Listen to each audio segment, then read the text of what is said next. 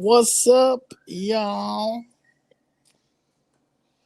Uh, I am. Tomorrow is election day in um some states. New Jersey, Virginia, New York, California, Colorado, Texas. New Jersey governor race, which is Democrat Mickey Sherrill, who is currently a U.S. House member, and and Republican Jack Ciattarelli, who was the GOP nominee, challenge. Um, he went against the current governor now, Phil Murphy. Then we have the Jersey City mayor. Then in Virginia, we have Democrat Abigail Spanberger and Republican Lieutenant Governor Winsome Earl Sears. Uh, and then we have California Proposition 50. This is ballot measures would adopt new congressional maps for the next three election cycles. It could add as many as five Democratic held seats to Congress and serves as a response to aggressive map changes in states like Texas. Then you have Colorado Proposition MM. This measure proposes raising income taxes on households earning at least 300,000 annually. The revenue would fund program to provide free meals for public school students statewide. Then you have Georgia Atlanta Mayor Andre Dickens, who seeks a second term in the officially nonpartisan race. Four candidates have qualified for the ballot, making this a competitive local contest. And then you have Maine. They have two questions on the ballot. Question one: this measure would overhaul the state's elections rules by requiring photo ID for all voting, shortening the absentee voting period, banning absentee ballot questions by phone. And question two is this measure would allow family or household members to petition courts to temporarily restrict someone's access to weapons if they're deemed a threat to themselves and others. You have Michigan, Detroit mayor race with three-term against the three-term guy. What's it? Mike Dugan, that's not seeking re-election. And then you have Minnesota, Minneapolis mayor race. Jacob Frey. Uh, he's being challenged by Omar Fatah, which is a no.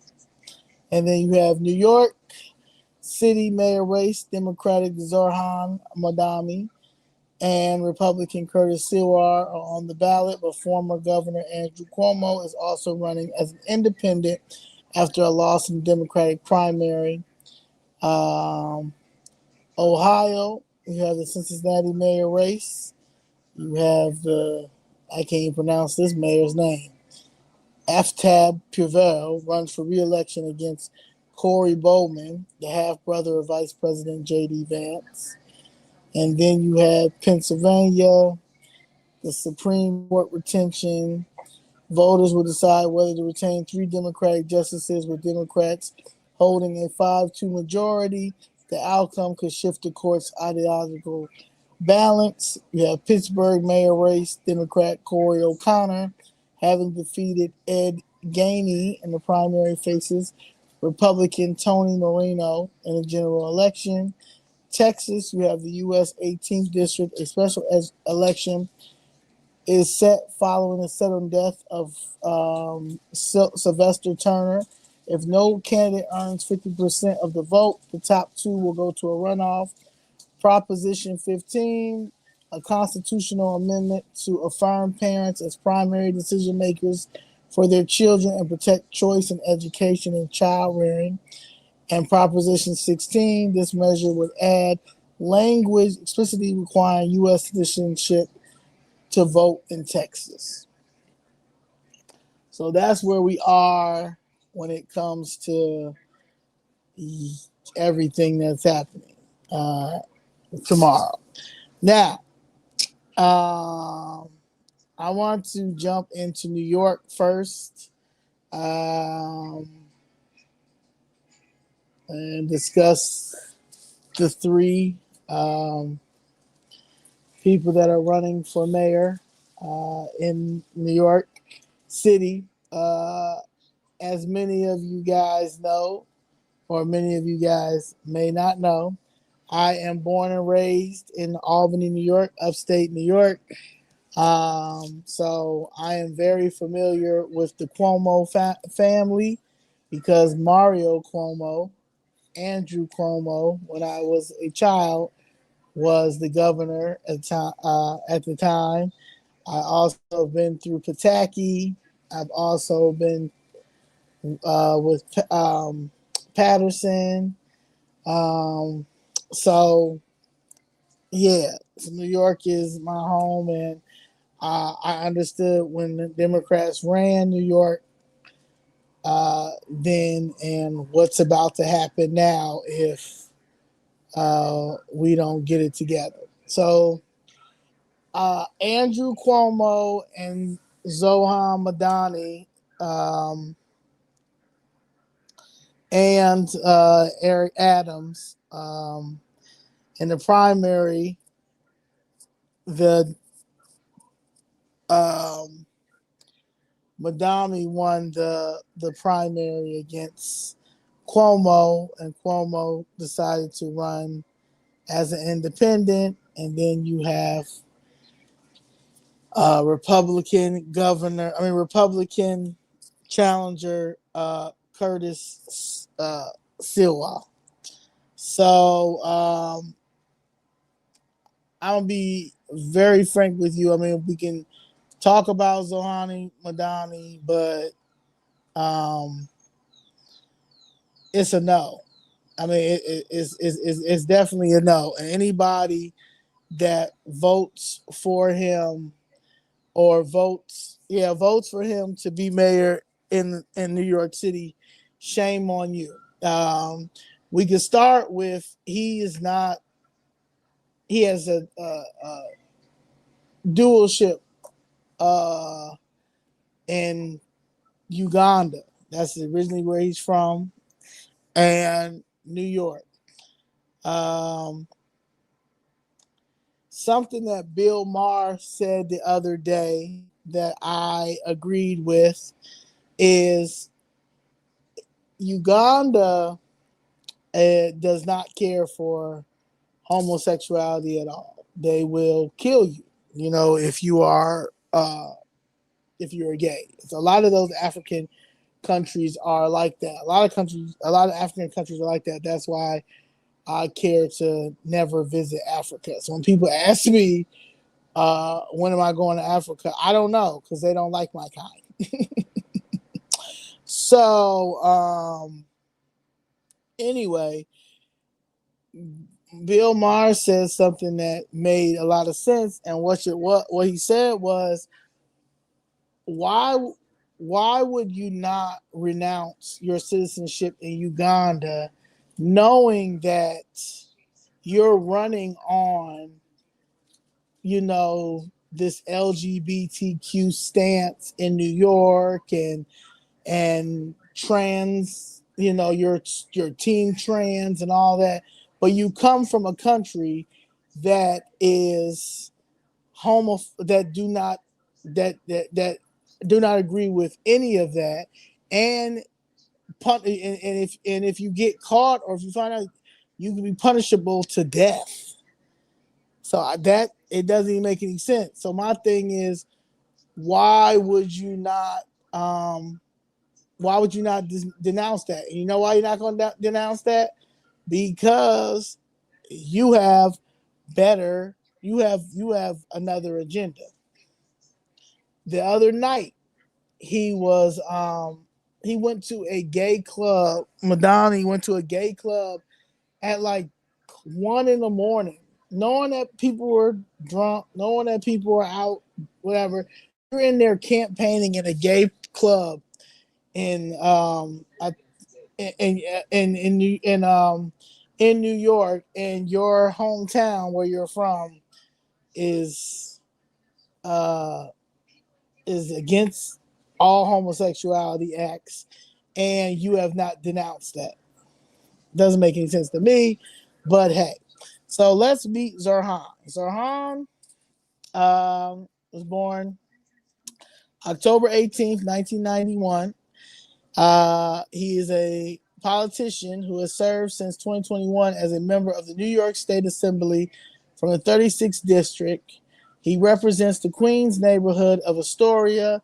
He's a member of the Democratic Party and the Democratic Socialists of America. That's right there is why he cannot become the mayor of anything. The socialists, the DSA is the most dangerous threat to America as of now and forever. Okay? That is, they making New York, first of all, New York is super large. It can't be any type of socialism in there at all. The socialism that we basically have, these social services, you see how that's working out for us. He is a Democratic nominee for the mayor of New York in the city in the 2025 election, which is the most scariest thing on earth. He assumed office in January 1st, 2021. Now, if any of you guys have been following me, I said a lot of these people stuck in office in 2019, 2020, and 2021 when COVID was happening, the planned COVID attack was happening, because they were trying to fight for trying to push this progressive narrative. Like that is the main thing, right? So they all snuck in during this time. Between 2019, 2020, 2021, and then that's when all of a sudden this weird progressive agenda, socialism, communism, Marxism agenda came in with the use of using Black Americans' plight, civil rights movement, and mixing it with LGBTQ stuff. It's weird. All right. He is from Uganda. So he has a citizenship in Uganda and the United States. He also has political affiliations with Working Families. Working Families also is affiliated with Brandon Johnson. Working Families is a criminal organization union that should be defunded. He's married. He went to Bowdoin College, which is like in Africa, something like that. And so he's born in Kampala, Uganda. His family immigrated to South Africa when he was 5 years old, and then to the United States.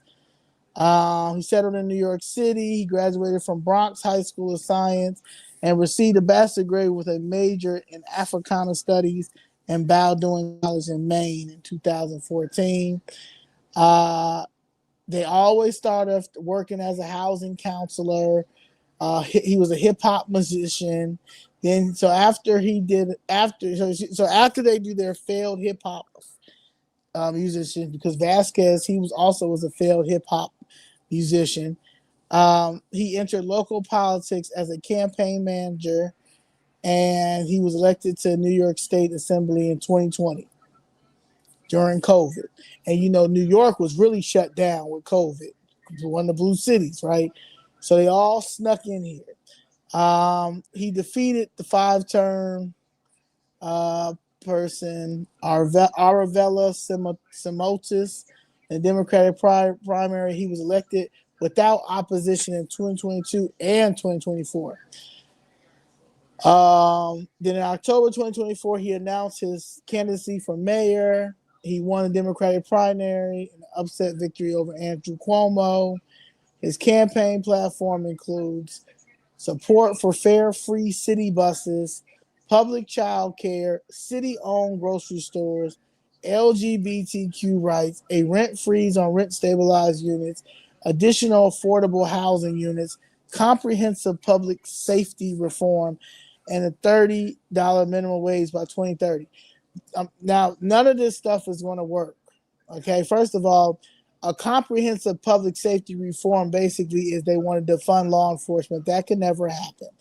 LGBTQ, there's no such thing as LGBTQ rights. We all have the same rights. Now, if you get discriminated on like if you're at work or something like that, then you can sue, and that we already have that. Like that's already in law, but there's no such thing as LGBTQ rights, and that's coming from the L in the GBTQ. Public child care. I wouldn't want anybody to publicly watch my kids in the state of what we're dealing with now. You're never going to get $30 minimum wage ever. Fare free city buses make no sense. Now, if you are a senior and you get a certain, you should ride for free. If you're disabled, and I mean disabled, you should ride for free. If you're a child in school,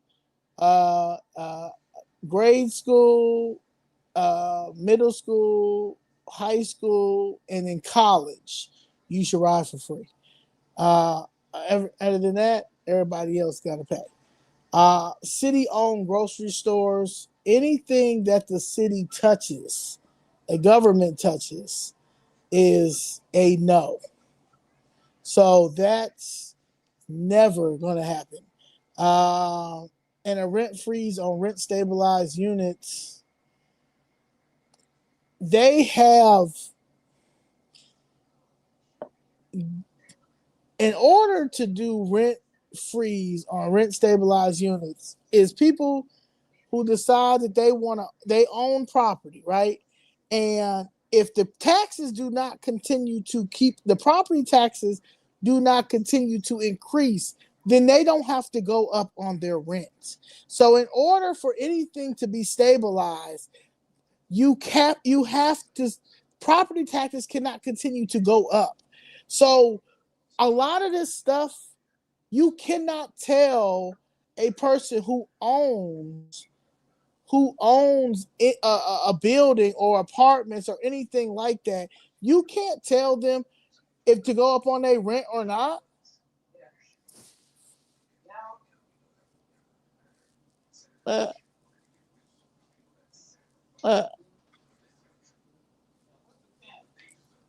11-12.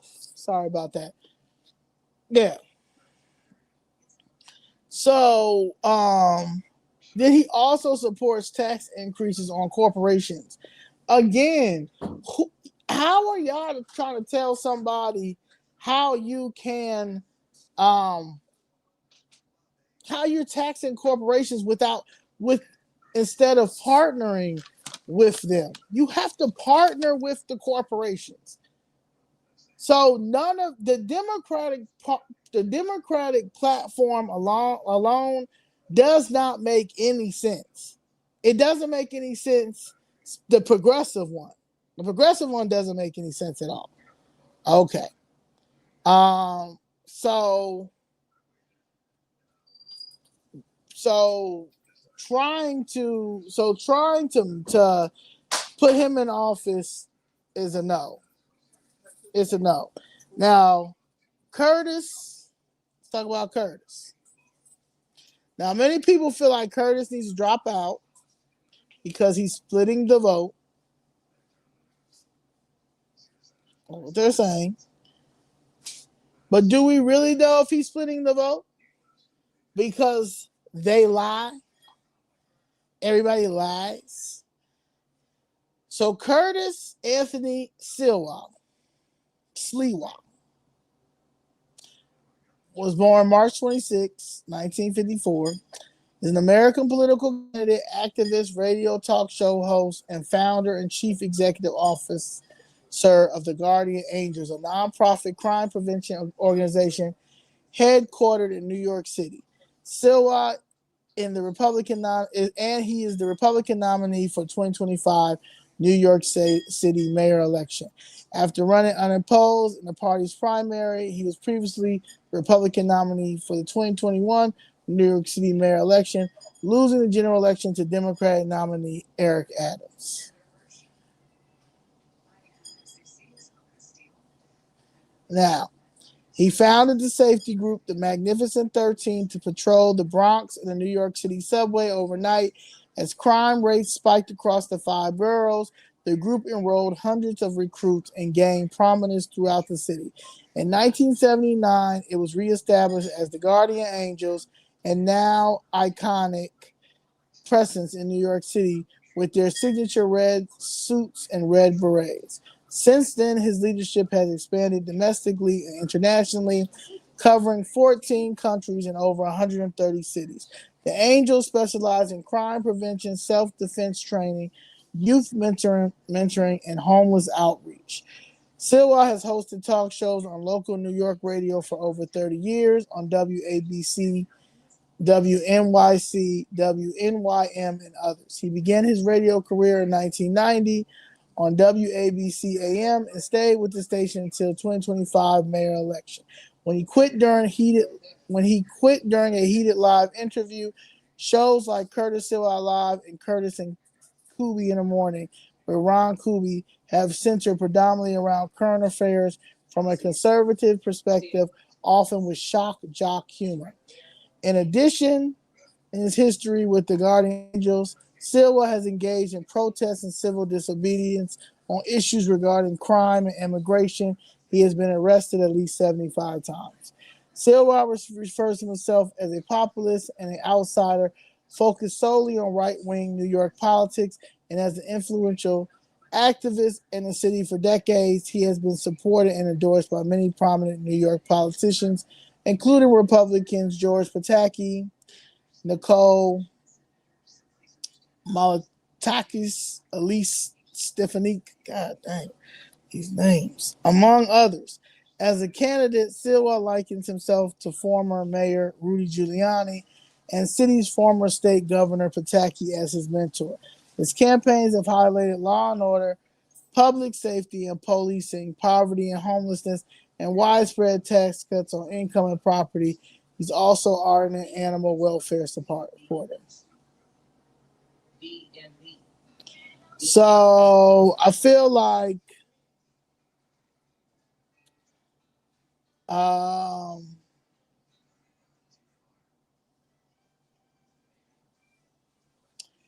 last election that he ran, which was in 2021, he lost to Eric Adams in a landslide defeat in the general election.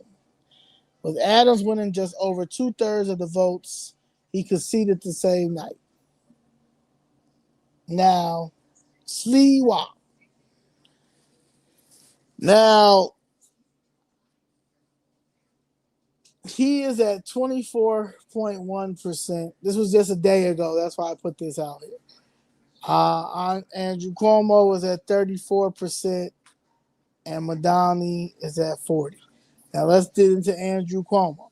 Now, I told you I'm very familiar with the with the Cuomo family. All right. Andrew Cuomo, born December 6, 1957, is an American lawyer and politician from the state of New York, a member of the Democratic Party and son of former Mario Cuomo. Cuomo served as the 56th governor of New York from 2011 until his resignation in 2021, following numerous allegations. But if you look at them allegations, ain't nowhere in the world I would have resigned. It was what's that word called when we both was okay with it? What's that word called? When you're both okay. You know, when he had to resign, Mario Cuomo, what's the word? That they both was having the affair. They both knew about it. Wasn't no. Yeah, it was consensual. That's the word. Yeah. So I would never resign, but he resigned. Plus, he was getting a lot of slack because when it came to this COVID situation that they feel like he didn't do a good job with, but no one didn't know that this was a scam. Okay, no one knew. And Letitia James, which now hopefully Trump get her, she also played a part in uh, uh, Mario Cuomo in this situation. Biden. So, um, so now they have Kathy, who is an absolutely terrible governor. She's the worst of the worst. But let me tell you. So not only was he the 56th governor of New York, he was now mind you, he was the governor since 2011. So he has a lot of experience. On top of he was not a bad governor before this situation that happened with COVID. COVID was a scam. You know what I'm saying? So a lot of people cannot hold that to that literally was a scam. They were literally the progressives and people like Joe Biden, white supremacist self, evil self, and them. They were literally working to let all the foreigners take over this country. They were literally about to put Kamala Harris in as the president of the United States, and she is an Indian woman, and that's why all these Hindu Indians are over here. And when I say they're over here, and it's a lot of them over here because they were getting set up. They already knew. They knew that she was Indian, but you had people like these terrible influencers, black influencers, embarrassment, these priests and all these black people that knew and Democratic influencers that knew that this lady was not a black woman, but y'all still push that. Crazy. Then he was the Attorney General from New York from 2007 to 2010. Then he was under Bill Clinton, he was the United States Secretary of Housing and Urban Development. And then he was the Assistant Secretary of Housing and Urban Development. And he's married to, well, he was married to Kerry Kennedy. And then he was married to Sandra Lee, but his domestic partner, excuse me. He has 3 children. He's born in Queens, New York. He graduated from Fordham University, and Albany Law School. Albany. He began his career as a campaign manager for his father in 1982. Later, Cuomo entered the private practice of law and chaired the New York City Homeless Commission from 1990 to 1993. He then served in the United States Department of Housing and Urban Development, went on to be the New York Attorney General, and then governor. Governor signed during his governorship, he signed legislation to legalize same-sex marriage and the recreational use of cannabis. His administration oversaw the construction of the Second Ave subway, the reconstruction of the Tappan Zee Bridge, and the LaGuardia Airport. He also decommissioned the Indian Point nuclear plant, which led to an uptick in greenhouse gas emissions. In response to the Sandy Hook Elementary School shooting and the 2012 Webster shooting, he signed the New York SAFE Act of 2013, the sickest gun control law in the United States. He also delivered Medicare expansion under the Affordable Care Act and 2011 tax law that raised taxes for the wealthy and lowered taxes for the middle class, a 12-week paid family leave law, and a gradual increase of state's minimum wage to $15 per hour. Cuomo received national attention for his handling of the COVID-19 pandemic in New York. Although he was initially lauded for his response, he faced criticism in federal investigation after his order requiring nursing homes to admit patients from hospitals without testing them for COVID-19 was blamed for a large number of nursing home deaths. The administration's subsequent actions were scrutinized in a number of reports and investigations. In January 2024, a report by State Attorney General Letitia James found that Cuomo administration had undercounted COVID-19 related deaths at nursing homes by as much as 50%. As May of 2025, the U.S. Department of Justice has an open investigation into Cuomo's testimony on his involvement with a questionable report used to combat criticism of his handling of the pandemic. And then, of course, they were trying to get him impeached. But I'm going to tell you this. Out of all these people, Cuomo is the best person. Is the best person. And that's just what it is. Curtis Silva doesn't have a chance. And he really needs to concede and get out the race tonight. Tomorrow morning, it'd be nice to say that he's no longer going to. But if he's still going to stay in the race, your best bet is to get the best bet is to write Andrew Cuomo in. That's it. Write him in, vote for him as independent, however. But Zohar Madani not get in. If you are watching and you guys are you are in the New York City area, and you already know that we're in Chicago and we are fighting, and we're fighting a Marxist right now who is ruining this city, and he's dumb too. So he's a Marxist and he's dumb. And he is a communist, and he also is a part of working families. Working families and anybody that's associated with working families, any organization that's associated with working families, they also are a protesting organization that they will spend your dues into protesting things that do not make any sense, because they have turned into everything is political. No one cares about no working families. No one cares about no kids. They don't care about education. No one is focused on the education that we need in the schools.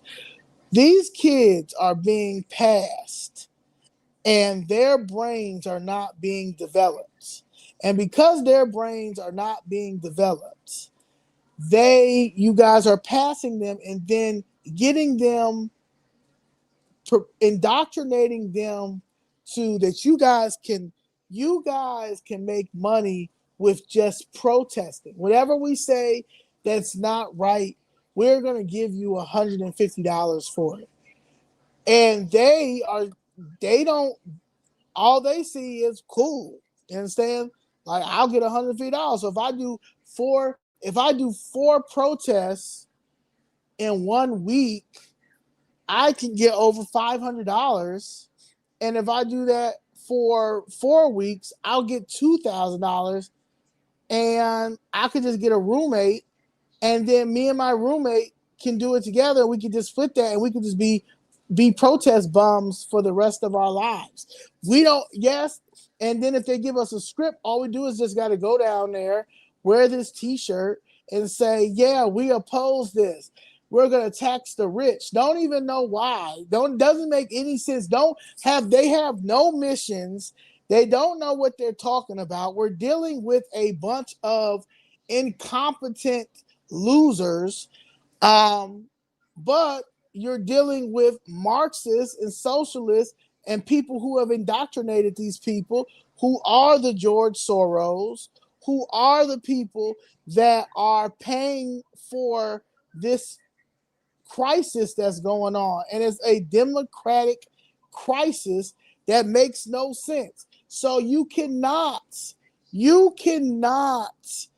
vote for this man. If Madani gets in, Trump can't give no money to New York City at all. And the next part, you can't do anything. You can't work with New York at all because first of all, New York is too big, and to be quite honest, New York is too big to have one mayor. You understand what I'm saying? Like that's a whole nother thing. But this man right here, that has dual citizenship, that's part of the Democratic Socialists. It's like that is like the Democratic Socialists is like the fraternity and sorority for foreigners and for hell. The Democratic Socialists of America is a political organization in the United States and the country's largest socialist organization. Okay, socialism is an economic and political philosophy encompassing diverse economic and social systems. It's characterized by social ownership of the means of production as opposed to private ownership. It describes the economic, political, and social theories and movements that have never worked. They will never work because the United States of America, the richest country in the nation, is made off of capitalism. Okay, people have the right to be billionaires. People have the right to be millionaires, multimillionaires, and they don't have the right. They don't have to have the right to share the same water as you if they don't want to. They don't have to share the same dreams as you. They don't have to live on the same block as you. That is the that's the convenience of being in a different tax bracket. And socialism just is not going to work. Now you have socialists that are absolutely insane and they've taken it to another level. He's taken it to another level. Brandon Johnson has taken it to another level. AOC has taken it to another level. Bernie Sanders has taken it to another level.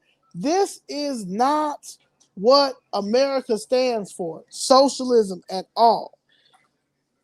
Now, DSA is a big tent of socialists on the left wing to far left. When I say far left, you can't even see it anymore. It's around the corner. Okay? It's formed in 1982 as a merger of the Democratic Socialist Organizing Committee and the New American Movement. And this movement is the movement of hell. Okay? They don't believe in anything but control. It has decentralized structure where local chapters and ideological caucuses have high autonomy. Their membership since 2025 has grown to 80,000 people.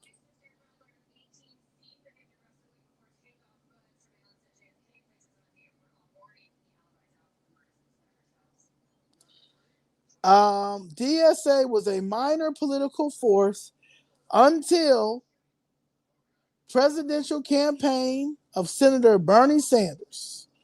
He let the dogs out. Okay?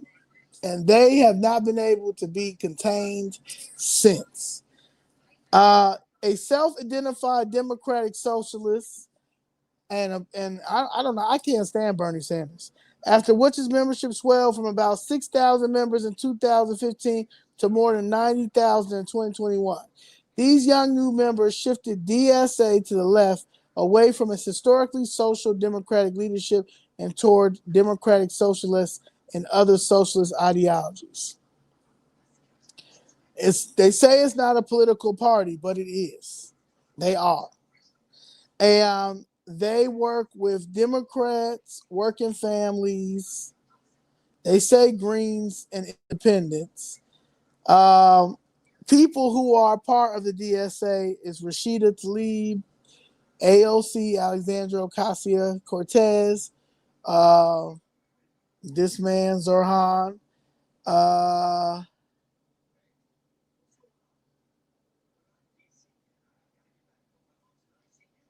yeah, mainly them.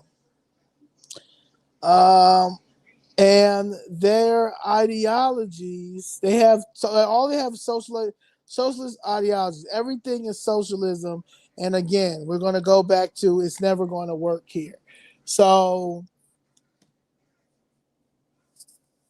the we're under, first of all, the immigration system in the country is broken. So until you can fix the immigration system in the country, you have to go Republican. Or if Curtis cannot win, which I don't think he's going to win, it will have to be Andrew Cuomo in New York, because it cannot be Madani at all. And also it'll it will get the next person in position. The governor, the next person will be for governor in New York, will be a Republican. It would have to be pushed to be a Republican, because New York City, even though it's always been a sanctuary state, it's always been a sanctuary, and like I said, it's a lot of illegal, a lot of immigration is there. However, because the immigration system has been abused and we are under attack by foreigners running everything in our country, and American citizens barely have a say. We are a republic, and we have to move with conservatism and American first policies and American first values. So you have to go Republican. The Democratic Party has gone all the way to left. When I say all the way to left, it ain't no saving that.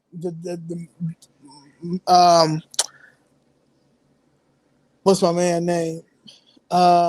Malcolm X has warned you about the liberal since the 60s, and it has only gotten worse. Everything that they've warned us about when it came to the white liberals, you're seeing it played out right now. From the boomers, the racist liberal white boomers that are out there for them protests, from what they're doing to our kids in school, to how they're voting, knowing that we are literally Black Americans are the only ones that are not moving up in any type of way. Every other country that comes over here, they're receiving everything, while we continue to vote blindly for a party who does not care about us at all. And the white liberals know that, but they're making money off of our trauma. They're making money off of our deaths, and then they have all these Black faces in high places, in the words of George Blakemore, that are helping selling us out with the pastors, with some priests. So in order to change all this, and to stop all this until we can get the proper people in there to stop this, you're going to have to vote red or Andrew Cuomo. Red or Andrew Cuomo. If tomorrow is kind of scary, I'm gonna say a real prayer, and I'm gonna pray to my ancestors and stuff. But I hate to see that Madami may be a socialist Democratic mayor for the second largest city in the United States of America. It don't even make no sense. And what his platform, everything that his platform is, it's not going to work. None of it is going to work. None of it at all. These people need to get a job.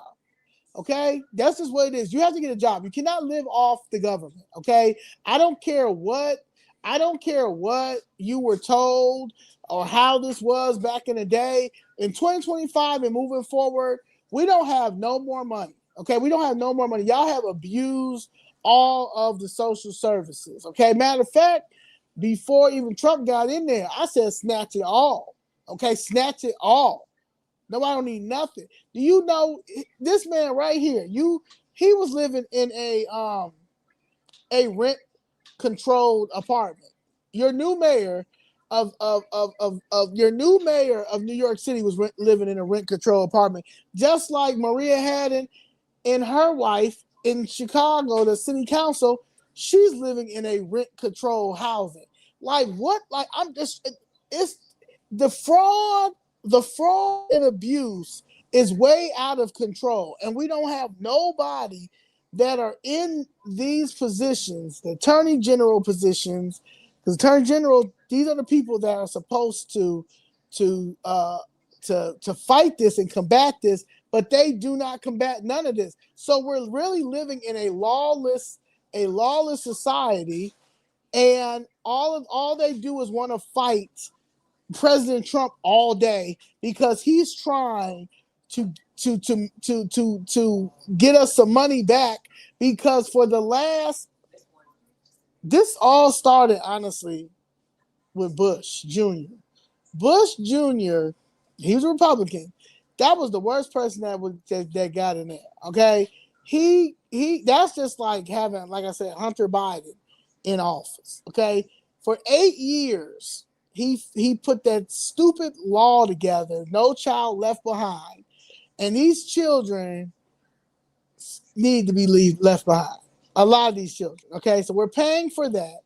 On top of he was incompetent, you know what I'm saying? He was nothing like his father. He was trash. But after 8 years of him, then who is next? Barack Obama, who was just as worse as him. Only thing is, Barack Obama wasn't dumb. Bush Jr. was not only incompetent, he was a retard too. So you're dealing with him who messed up our school system and did not care and messed up a lot of things. That's why that shoe was thrown at him. Then you're dealing with Obama, who came in and put the cherry on top of continuing to make this worse. So you're dealing with 8 years of Bush, then 8 years of Obama. 8 plus 8 is what? 16? So you got 16 years of incompetence, theft, the division, the racial division, and all that stuff that Obama put in. Socialism coming in here. No one getting foreclosures. Everything when this Obama came in here and messed it up. Rainbow lights and push the LGBTQ on steroids. So you're dealing with 16 years of that. Then they thought they was about to throw in Hillary Clinton, which at this time you might as well just committed suicide if she would have got in there. But thank God that Trump got in there, and then because he was doing good, even though he was fighting off everything they were trying to tell him that Bush was. They keep saying like that Trump is dumb and he's stupid and he's incompetent. No, Bush Jr. was dumb, stupid, and incompetent. That's who y'all talking about. That's who you need to refer to. So he comes in. He's telling you that we need to build this wall. He's breaking down.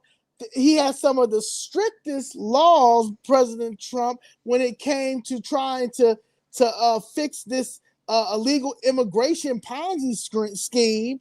But people were so busy fighting him, and because he was waking people up and people were starting to see what's happening, all of a sudden, here comes COVID, right? Because they got to get him out some type of way. They got to get him out some type of way because he can't have another 8 years. He can't have another 8 years back to back. He just can't do that, because if he gets another 8 years back to back, then he's going to make America look like what America should have been looking like in those 16 years that we missed, because we dealt with dumber. He was just dumb.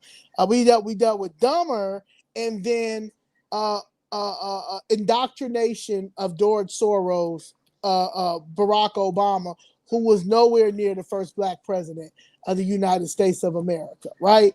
So you're dealing with these people who was corrupt, and he was corrupt. But where does Barack Obama come from? He comes from what? The most corrupt city. He was a senator here.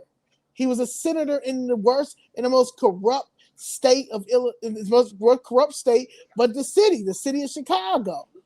Okay, his wife was over there at the University of Chicago messing up over there. So that's exactly what the problem is, right? So you got somebody that comes in who knows that it's a problem, because again, Trump been out here for a very long time. So now he sees the problem, sees the issue. America started to become normal again. People are watching politics now because Trump is making it he's making it entertaining, because Trump is funny regardless of what people try to say. The man is funny. So, so you have that, and then he's basically telling you how the United States of America should be ran like a corporation. But we have nobody that has any type of corporation skills that are running the president that are running the United States of America. Nobody. Okay, so now you have this man who, at the end of the day, the government tried to take him out financially even before he was running for president. You understand? Because he was. People always say all the time, "Well, Trump bankrupt all these times." Well, that's what you're supposed to do. Why would I bankrupt my own self?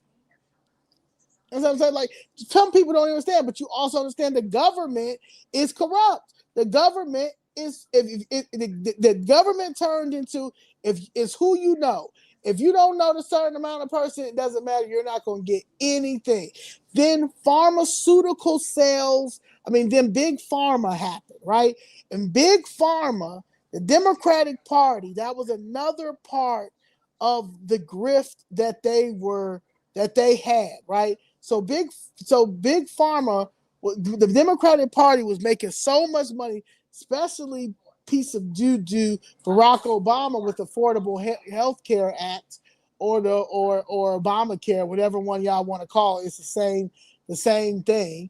But they were making so much money off of using American citizens, especially our elders, as guinea pigs, and our children as guinea pigs, to continue to keep these pharmaceuticals, keep getting billions, right?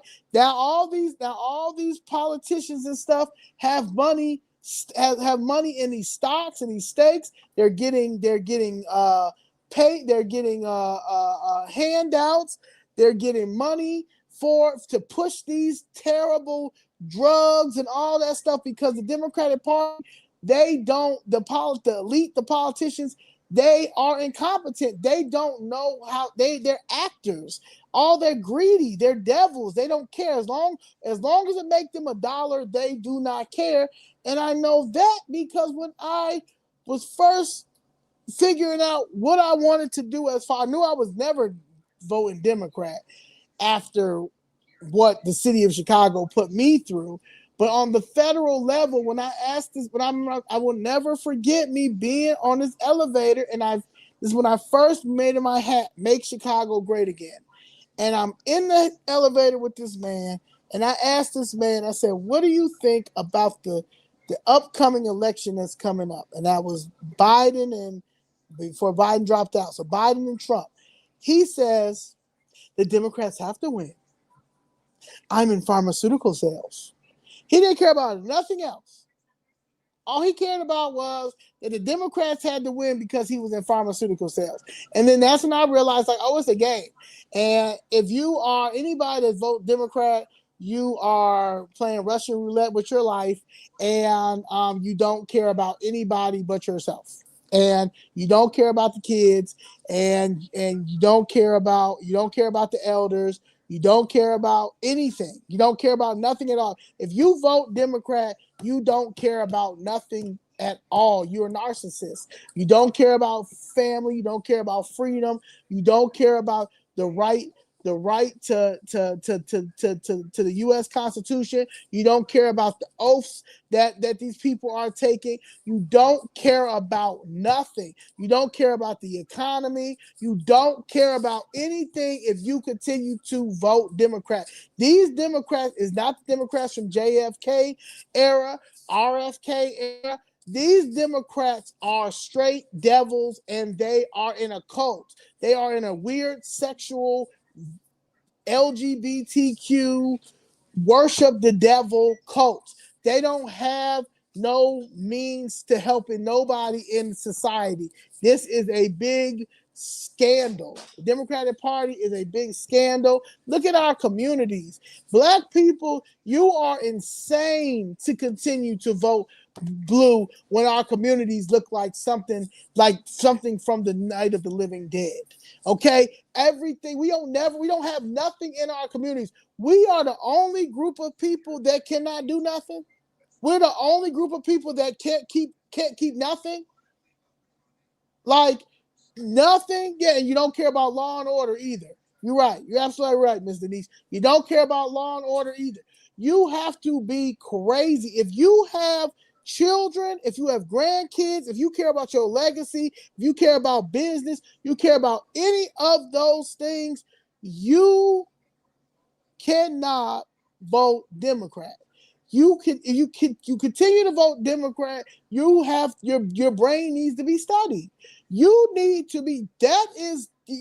needs to be studied, because there's no way in the world you think that any of these policies right now in 2025 and in the last 4 years since 2008, we'll do honestly since 2006, but we'll talk about since 2019. We'll talk about since 2019. There's no way in the world that you think that these policies, Marxist policies, socialist policies, communism policies, will work in America when we are flooded by, when we have a broken immigration system.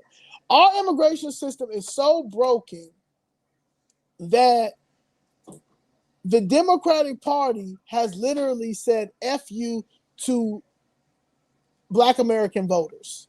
They have replaced us with the new Americans that came over here, and they're all from other countries. They do not care about our communities. They don't care that it's crime ridden.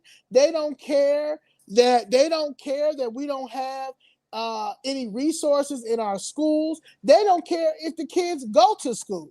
They don't care if they eat. So all this thing about the SNAP thing and how they're outraged, they're only outraged because, as you've seen the last couple of days, the Democrats have lied and said that foreigners are not on SNAP, but shit, Iraq got the most people on food stamps here.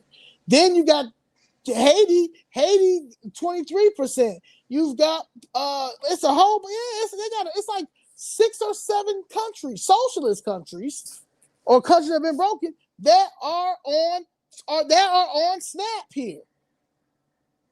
You talk about the government shutdown. You sit here and try to say Trump don't got nothing to do with that government shutdown. It's between the Congress, right? You've got Democrats speaking out saying that, yes, it's the Democrats. It's Schumer that's doing it. Why? Because he needs that health care money to pass, because the health care, big pharma is about to be done, because people are waking up. People are starting to see that it's killing us, the medicines, all the medications. Prime example. Look at all them commercials. Them commercials online, all those things. I mean, on TV, always talking about, they be driving riding bikes in the hills and stuff, and be like, yeah, I've got HIV and I'm happy and I can live my life and do this and do that and do this and do that, right?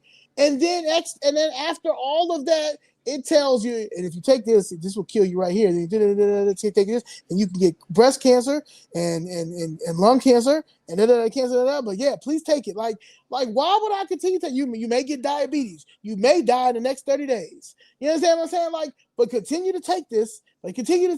So Big Pharma can keep making money, and your favorite politician that you want to take a picture with will keep making money. Like, what? Like, we're literally guinea pigs. A lot of these kids who are indoctrinated, who are out here trans and all that stuff, these people have been guinea pigs with taking medicine, right?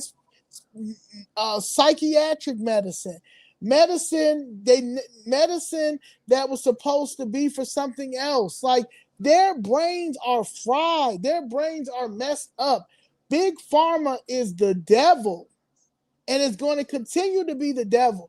Majority of human beings, we literally can heal ourselves. We do not need to take this medicine, and they know this. And you don't need, and they know this. Even when you look in our medical system, our medical system is all foreigners: Hindu Indians, Asians, Palestinians, Pakistanis. Where are the American doctors? We have American citizens, born and raised American citizens here. We don't have anything. Like, we can't do nothing but pay taxes and die, while we let every foreigner come in here and get in our government, get into our medical fields, get into our education, get into our business, get rich, while we are out here Black Americans. Black is about to be the new homeless if y'all continue to vote blue. Like, literally, there's no way in the world this man should be up in any type of race, mayor's race in New York City. There's no way. Like, it's an embarrassment to New York City. Real talk. I know Mario Cuomo is just kicking it, like what? Like, this, we cannot lose New York. You cannot lose New York. Like, yeah. But you also, when it comes to any of these elections, we have to be strategic. And strategic when it comes to New York City is Andrew Cuomo.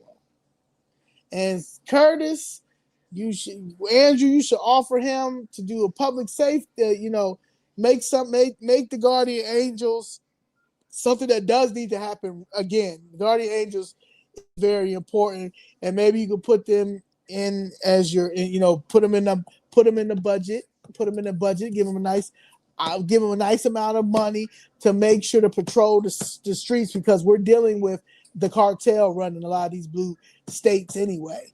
But I do think that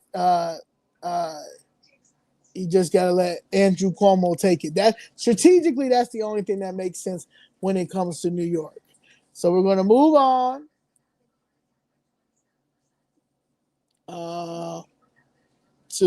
We got Virginia.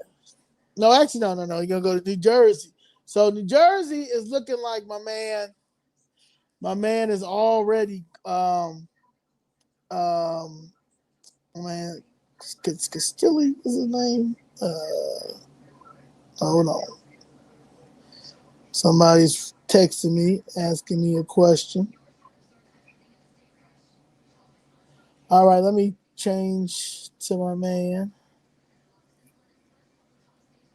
to New Jersey. Now we need this seat in Jersey.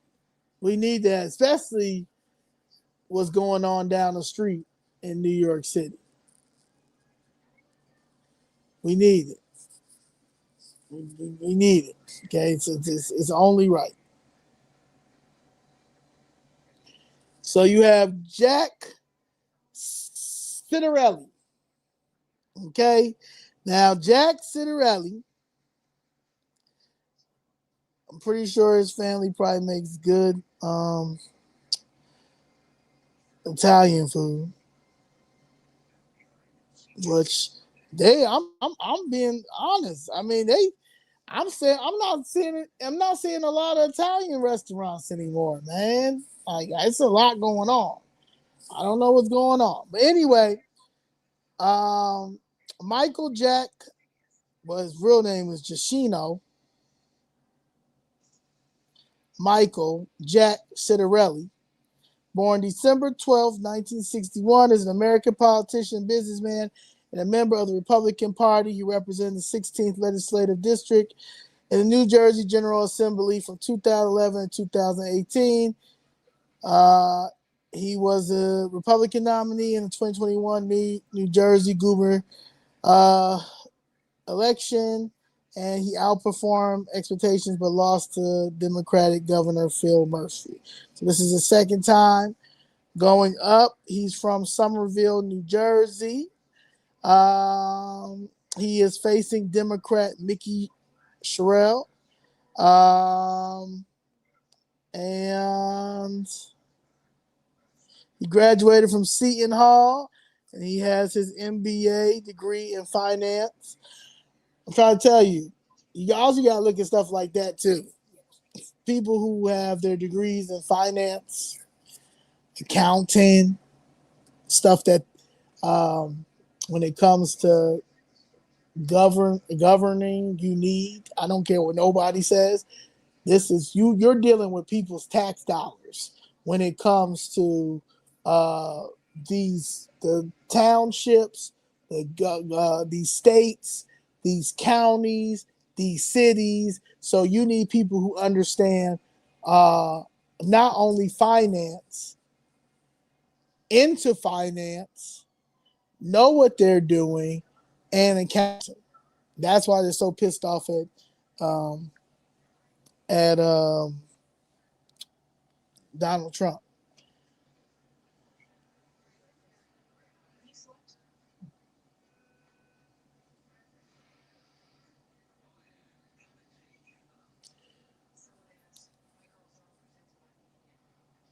So his political position, he said he's in favor of abortion rights prior to 20 weeks of pregnancy, but supports banning abortions after 20 weeks of pregnancy.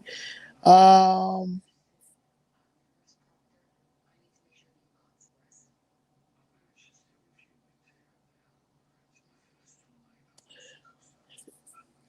Donald Trump, he supported Trump's 2020 re-election bid, headlining a Stop the Steal rally, an event where speakers claimed that the 2020 U.S. presidential election had been stolen from then President Trump, and it was. Citarelli said he was unaware of the Stop the Steal rally until the fact. He endorsed Trump in 2024 election. Trump then endorsed him in the 2025 election. Um,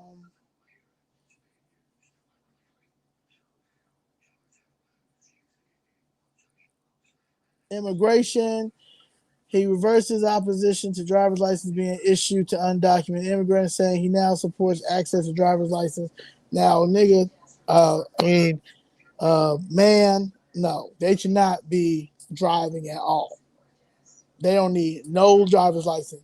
Do you know you know what it's going up to, the car insurance and stuff? You know how many crashes is happening here in the city of Chicago in the state of Illinois because Alexi gave him out like anything. Yeah.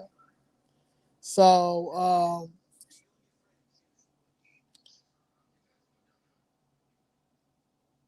let's see. For LGBTQ issues, he in 2012 he voted against a bill. Uh, he voted against a bill to ban conversion therapy for minors, which I don't understand why. Why would they be doing conversion therapy for minors? But hey, you know, it is what it is. Uh, he also expressed opposition to New Jersey laws regarding LGBTQ education, which I oppose as well. I don't understand why they have LGBTQ education in schools, but that's another reason why we have to get the Democrats got to sit out. They got to sit out. They have to sit out, like because they're not teaching kids basic civics.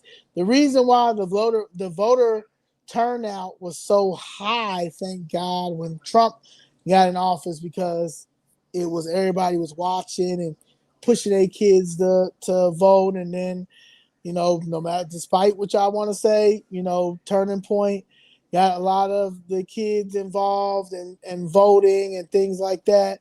But you need to, you have to take it in order to LGBTQ rights should not be in the forefront of anything. First of all, again, we all have the same rights. That's number one. But that should never be the forefront. Gender-based ideologies should not be the forefront of anything. Okay, there's two genders, male and female, and there are laws when you get discriminated in certain areas or certain places that you are in. Okay, that's just what it is. You're covered. That's that. But to make this a stance, just like the abortion thing is a stance, the only thing that the Democratic Party has, and them lying about Medicare and health care, is that they don't have anything else they want to fix. There's nothing they want to fix. Like the Democratic Party wants to continue to be weird. And they are the party of weird. They're the party of delusional. They're the party of guinea pig, because they want you to be a guinea pig. They are the party of your children will never learn anything in life. They will just be happy to be indoctrinated with lies about supremacy that's not happening. But the only supremacy that's happening is democratic supremacy. That's the only supremacy that's happening, and the Democratic Party has taken over by foreigners who cannot fix their own government in their countries, but they can come over here and tell us how to run ours. That is what you're voting for if you continue to vote Democrat. So he's doing good in the polls in Jersey, and I hope that he stays. Last time I checked,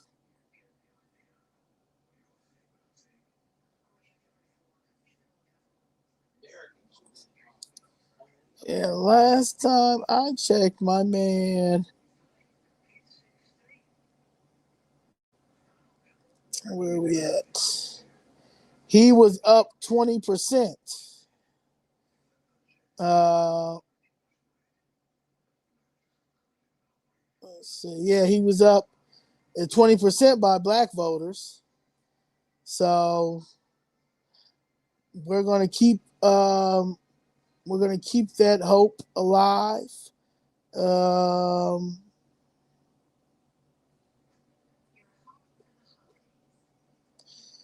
Today, she's up 12 plus 12. So we gotta know. I don't know about that now.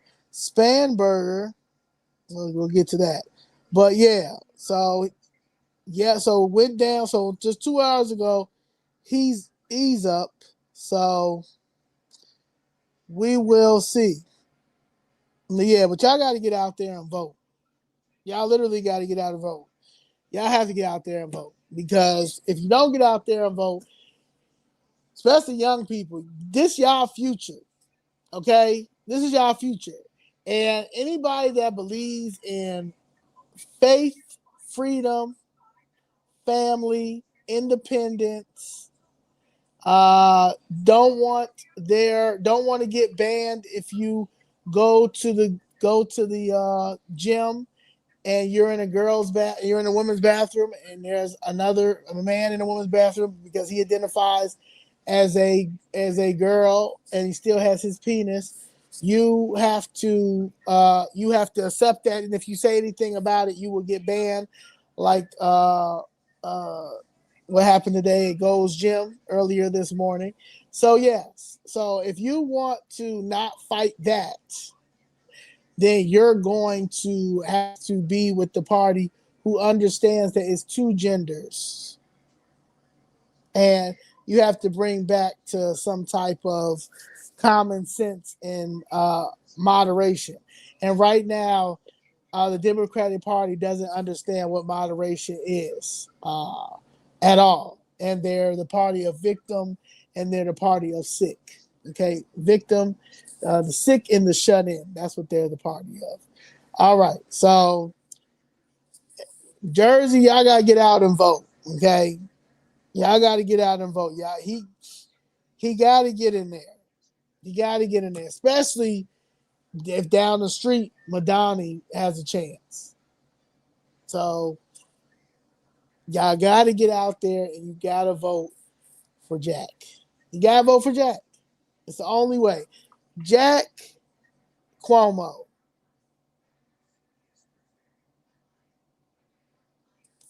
And then we have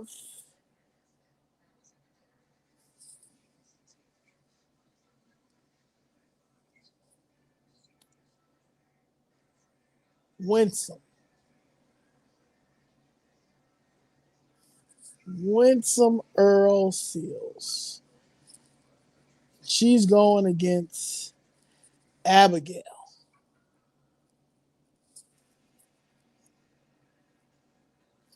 Jack has a chance to win. I believe that he will win. I believe that I need them lines to be wrapped around. I mean, wrapped around. Like, y'all, you have to vote. Especially you black young kids, you white young kids, you Hispanic young kids, anybody that understands conservative values and understand where this country is heading to. If you're going to deal with, if you let these Democrats and these socialists take it away, these white liberals who are all, there's no moderation right now in the Democratic Party. They're not. It's gotten too weird. It's gotten too weird. It's gotten too out of control. It's gotten too out of control. It's gotten out of control. And ain't no coming back. So then we got Winsome. For my favorite. Let me see if I got my favorite picture of her.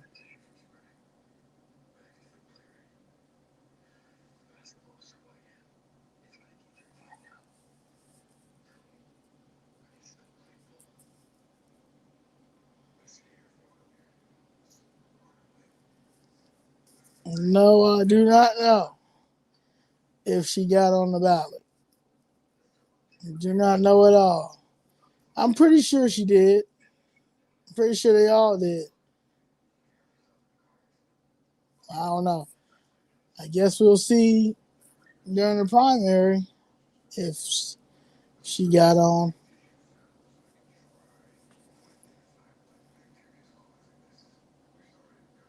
I think everybody had to bring their ballot in today.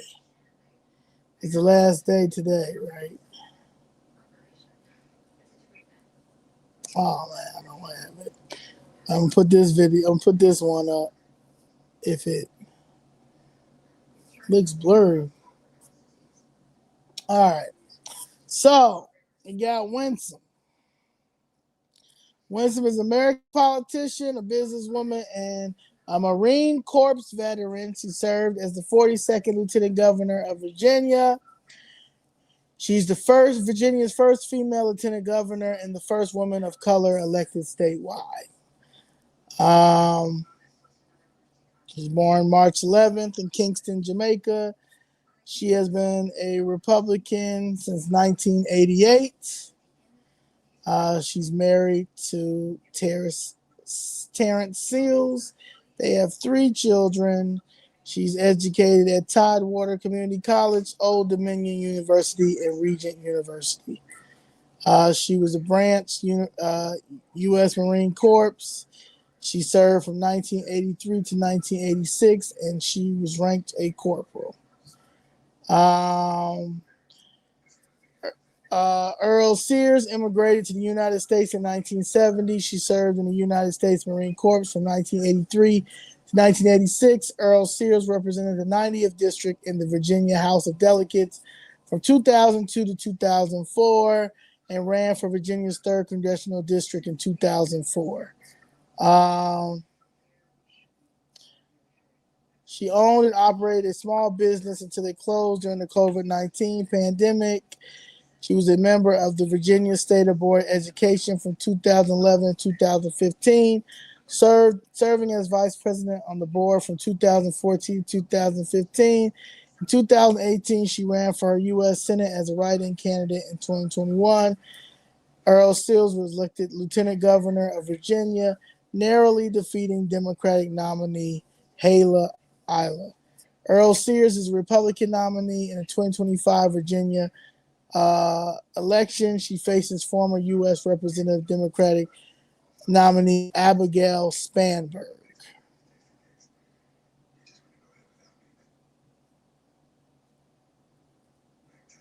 Her political positions: she opposes abortions. During her 2021 campaign for lieutenant governor, Earl Sears stated that she would support legislation similar to the Texas Heartbeat Act, which would ban abortion as soon as a fetal heartbeat is detected as early as 6 weeks. She called the abortion on the campaign trail. She called the abortion genocide and stated she supported making abortion illegal in all cases unless the mother's life was at risk.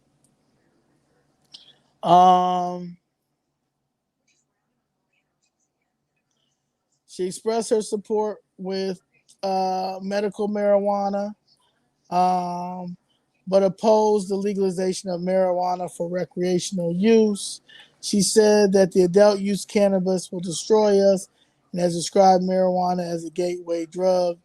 During her campaign in 2021, Earl Sears has stated that she fired one of her employees for using marijuana. I had to let somebody go who worked for me, found out he was on marijuana. You can't work for me. You're going to destroy somebody's home. You're going to crash. It's going to decimate us because marijuana is a gateway drug. There is no hope in that. There is no future. She got to chill on that now. Now, if they were, let me see, fired one of her employees for using marijuana. Was they using marijuana in front of her face? I don't know how to talk about that.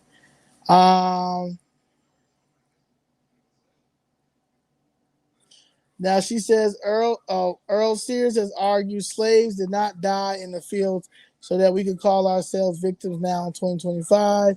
Democrats think minorities can't succeed without DEI, highlighting Virginia as the former capital of Confederacy. Her economy: she supported the 90-day gas tax holiday proposal. In 2025, she pledged to eliminate the car tax during her run. She also pledged to eliminate taxes on tips at the state level during the campaign. Earl Sears has supported Trump's tariffs, believing that it will strengthen the American economy. She also expressed support for Trump's Department of Government Efficiency initiative to trim federal spending and reduce the size of federal workforce. Earl Sears has called for the opening of more charter schools, lab schools, and virtual schools in Virginia. She's argued that the critical race theory was definitely being taught in some form or fashion in Virginia schools and accused critics of using semantics to deny it. She called CRT racist and said that the good and bad of American history should be taught. Um, After the COVID-19 pandemic interrupted schools in the state, Earl Sears suggested that the possibility of a year-round school or longer school days to make up for lost educational times. Um,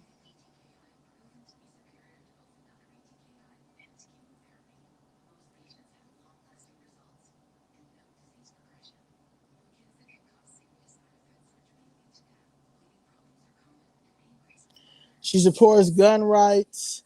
She opposes LGBTQ. She opposes gun rights during her 2021 campaign. The Republican nomination for Lieutenant Governor Earl Sears faced scrutiny over campaign image depicting her holding a rifle on a campaign sign.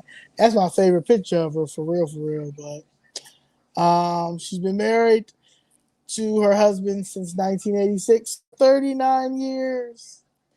Congratulations on that. She's a mother of 3 children, one who died along with 2 of her grandchildren in a car accident in 2012. She resides in Winchester, Virginia. She's a Christian, and she's the author of a Christian self-help book entitled Stop Being a Christian Wimp. She wrote another book published in 2023, How Sweet It Is Defending the American Dream. She opened a plumbing, electrical, and home appliance business in Virginia after her 2004 loss. As the owner of Appliance Plumbing and Electric, Earl Sears has argued online with individuals who left negative comments reviews on Google and Yelp during the COVID-19 pandemic. She closed the company and blamed the government's response to the pandemic along with staffing challenges. The business received over $102,000 PPP, which were forgiven. And yeah. So she is going against Abigail. And you know who went uh, to go save Abigail?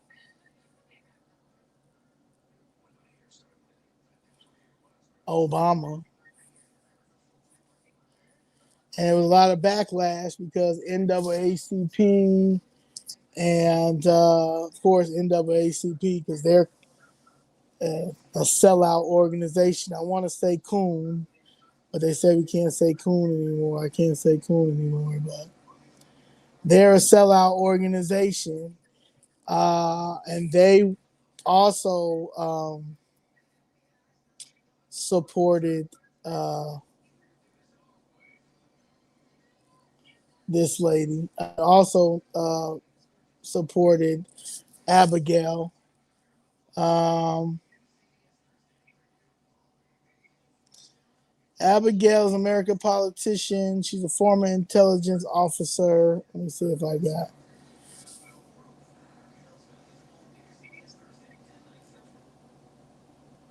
Let's go back to. I'm gonna go back to this before I say you know who I'm talking about. Abigail.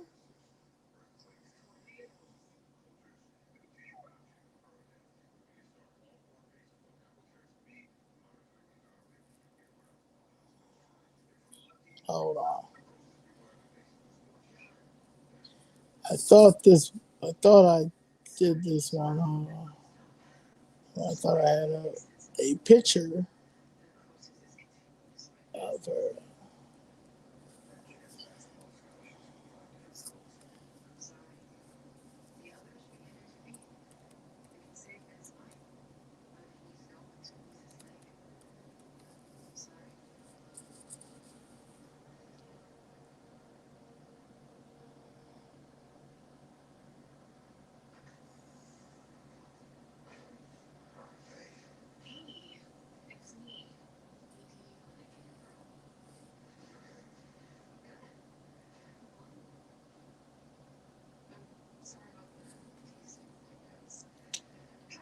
Okay, should be coming up.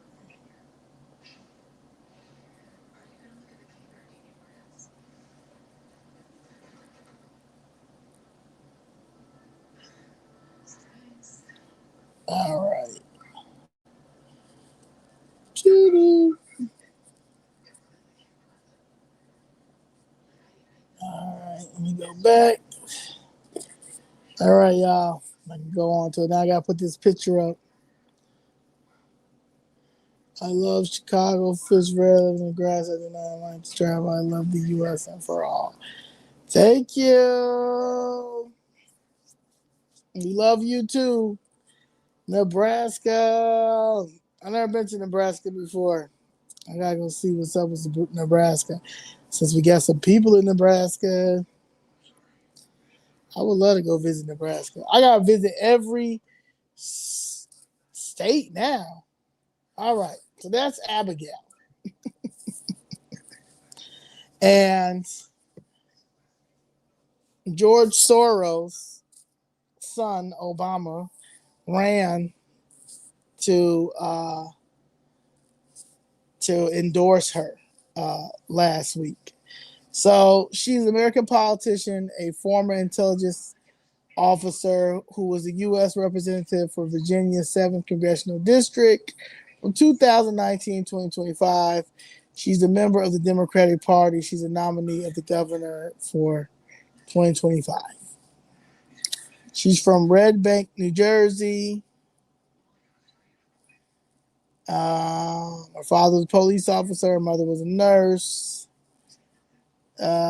She earned her bachelor's of arts in the University of Virginia and a master of business administration from a joint program between GISMA Business School in Germany and Purdue University's Krannert School of Management. She's in the House of Representatives.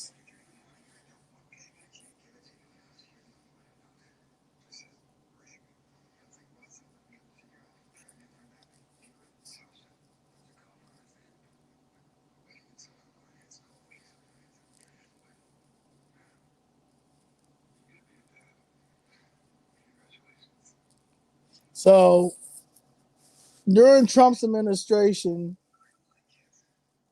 according to the 538 congressional voter track, Spanberger voted with President Trump 8.7% of the time.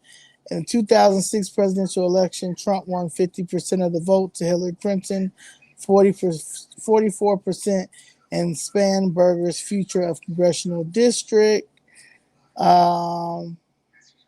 On September 23rd, 2013, Spanberger joined 6 other freshman House Democrats with national security backgrounds in calling for an impeachment inquiry into Trump.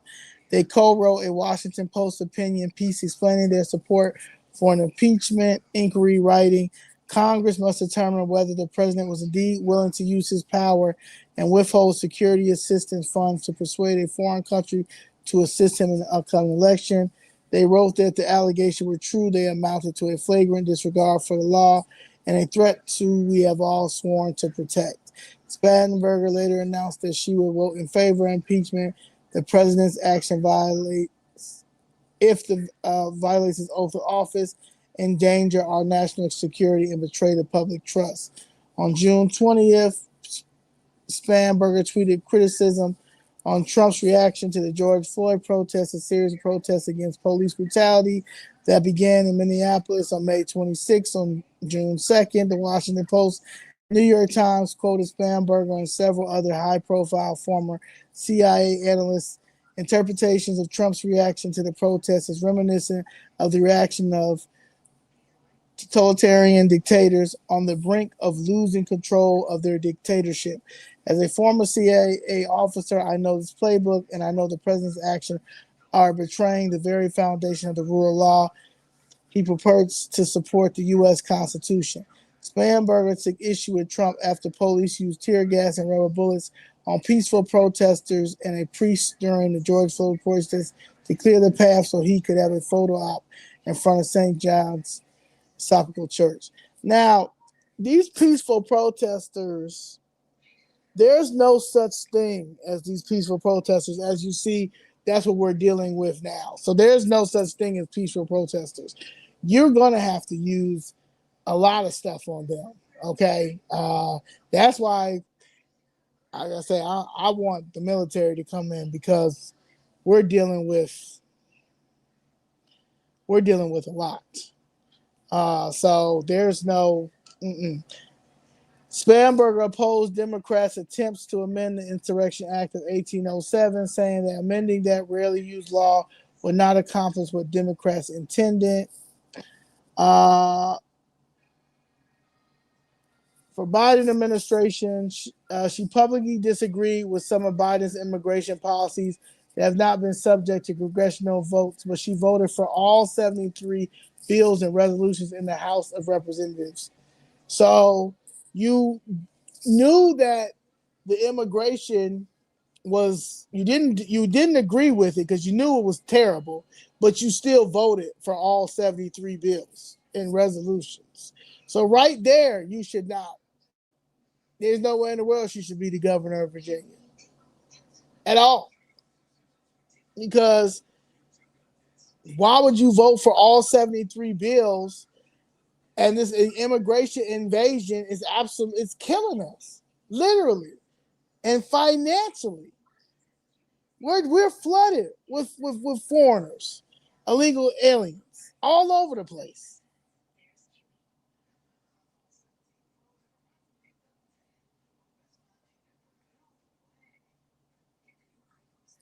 So yeah, no. Her political positions, she supports abortion rights. COVID-19, she was among 12 Democrats to vote for a resolution to end the COVID-19 national emergency.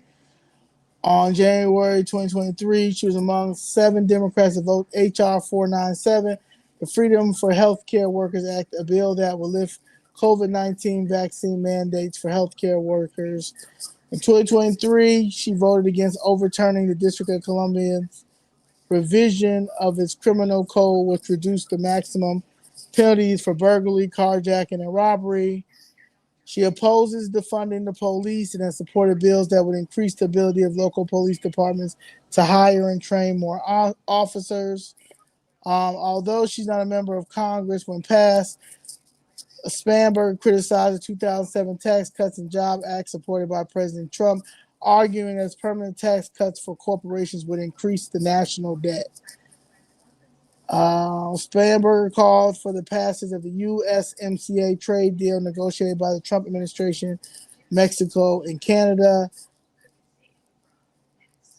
In May 2020, Spanberg voted against the HEROES Act, a proposed $3 trillion stimulus package in response to the COVID-19 pandemic. She said the bill went far beyond pandemic relief and had no chance of passing the Republican-controlled Senate.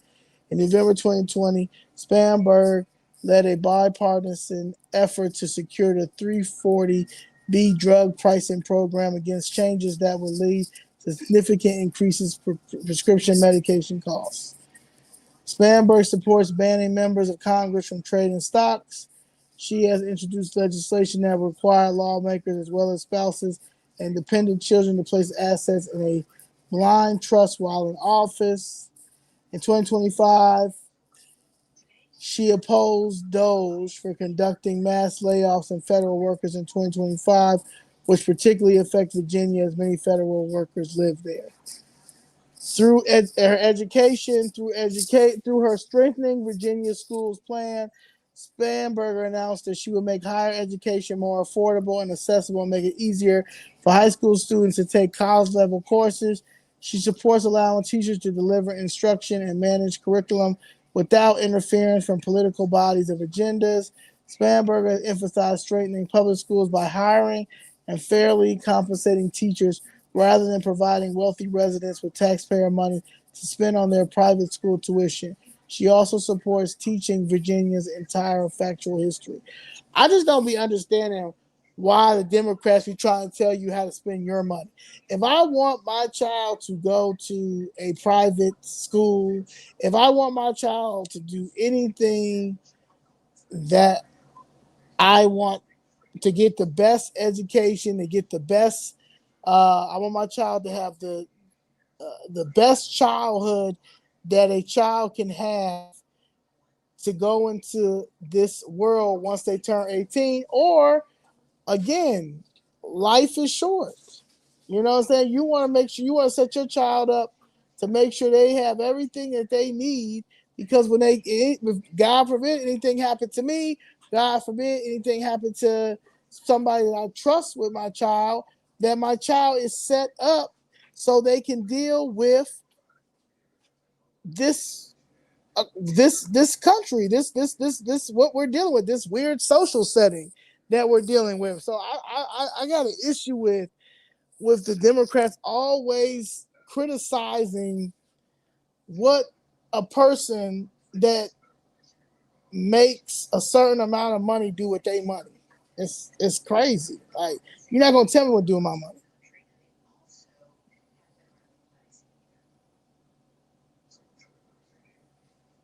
Like that doesn't make any sense. Um,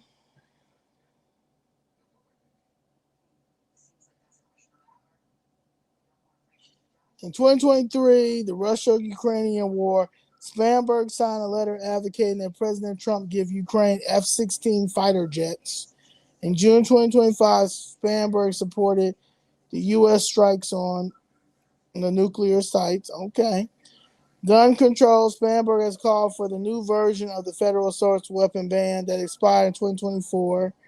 She favors requiring background checks on private gun sales and supported a ban of bump stocks. Spanberg supports Affordable Care Act, Obamacare. She supports a public option for health care and via proposed Medicare Act Choice Act. In November 2020, she called the reducing the cost of prescription drugs the top priority of families in my district.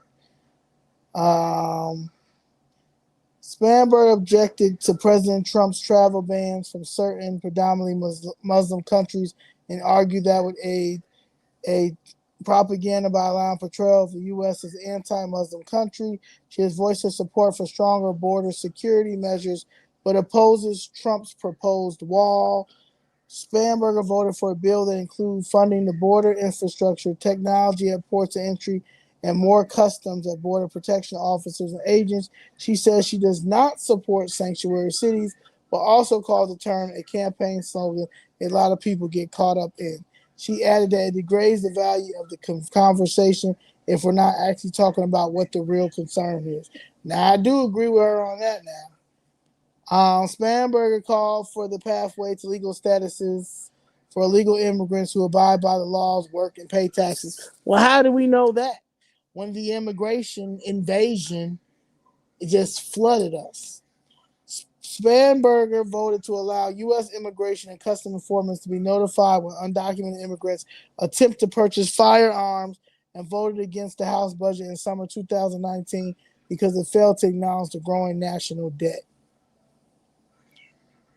Um,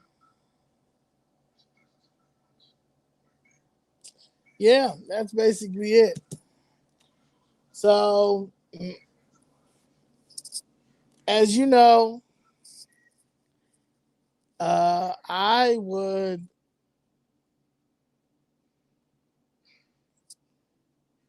when it comes to Virginia, go ahead and y'all gotta go ahead and give it to Winsome, man. You gotta give it to Winsome. You gotta give it to Winsome. You got to until you gotta give it to Winsome. You gotta give it to Winsome, and that's just what it is. Um, and yeah, so I think that she was a lieutenant governor. She wasn't a bad lieutenant governor, and I think she has the right to be the governor of Virginia. And again, the left has gone too crazy, and they don't want to get rid of uh, sanctuary cities and states, and they're never going to get rid of sanctuary cities and states. We have to do it. So it starts with getting these Republicans in office, and you ain't got nothing to lose. She was, you know what I'm saying? So I think that's how that starts. Um, Yeah. So that's what I got to say for that. So, Winsome for Virginia, Jack for New Jersey, Cuomo for New York City. Um, yeah, that's those. If those three can pan out the way that if we can get those three seats tomorrow, we're making progress. But even if we get one win, we're making progress. But we need all three. So we're gonna go ahead and put it in. We're gonna put it in the air that Winsome, Jack, and Cuomo win tomorrow. Win tomorrow. And let me see some of these. Let me go back. Uh, and let me tell you something. You're not gonna agree with a lot of stuff. You understand? Like people come to me all the time, right? And they say, "Why do you want to go with a party that opposes LGBTQ?" They can oppose whatever they want. You see what I'm saying? My issue, I oppose what they're doing in these schools when it comes to LGBTQ. I oppose the trans the trans in bathrooms, the trans in sports, the gender neutral bathrooms in elementary schools. I oppose all of that. I oppose people who think that LGBTQ has different rights than everybody else, like we're not human or anything like that. So I feel like it has to get back. We have to get back to a like back to like common sense and opinions and respecting people's opinions and stuff like that. People have the right to have an opinion or what they think. I don't. I don't lead with my sexual orientation. So when people come to me and say, "Well, the Republicans don't even like you," how do you? Why do you even say that? How do you even? I'm not looking at that. I don't. I'm not going to that party to be liked. I'm going to that party because economically, the policies make sense. Uh, Morally, that it makes sense because it's gotten weird over here on the left side. Number two is I do believe in family. I do believe in faith, and I feel like there's no there's no faith over in the Democratic Party. Like it's honestly good versus evil. It's a spiritual warfare, and I have my relationship with the higher power, and I move righteously. And I feel like in order to save the future and our children, the Republican way is the right way. Now, I'm a new Republican Party, so the new Republican Party for me, I'm conservative, so my I don't lead with my sexual orientation. I don't lead with those things, so I don't discuss that. People want me to discuss things that I don't need to discuss. That's nobody's business. We need to be discussing policies. We need to be discussing education and why our kids are not getting the proper education that needs to be given. Why aren't our children not why where are the resources for after school programs, for boys and girls club, for rec centers, our STEM programs? We're going into AI now. All of our children that are in our communities should understand what artificial intelligence is, especially if you guys are going to try to push this in our schools, which I really oppose. I really feel like AI should not be the end all. That's another reason why I'm not with the Democratic Party either, because we need humans, and we're not going to push humans out the way, because you have a bunch of text crazed foreigners, and honestly, all the corporations that the Democratic Party talk about, those are the corporations that are hiring these foreigners at barely that at a terrible rate. You understand? Because they're gonna go wherever it makes sense. And right now they feel like the Democratic Party makes sense because they are the party for foreigners. So they're going to get cheap labor. That's just what it is. So nothing that the Democratic Party, I don't align with nothing when it comes to the Democratic Party at all. And they weird to the point that I try to tell people all the time, like, none of the stuff that they put out on the forefront is not stuff that we need to be talking about. And they don't have anything else. Look, remember when they were lying, saying that the Republicans were going to take Social Security? They kept saying Republicans were going to take Social Security. They're only going to be for their rich friends. All that stuff. All the Democratic Party do is lie. And I don't want to be associated with a party that lies. It has to be, and they don't care about law and order. And at the rate we are, we need all hands on deck. We need all law enforcement.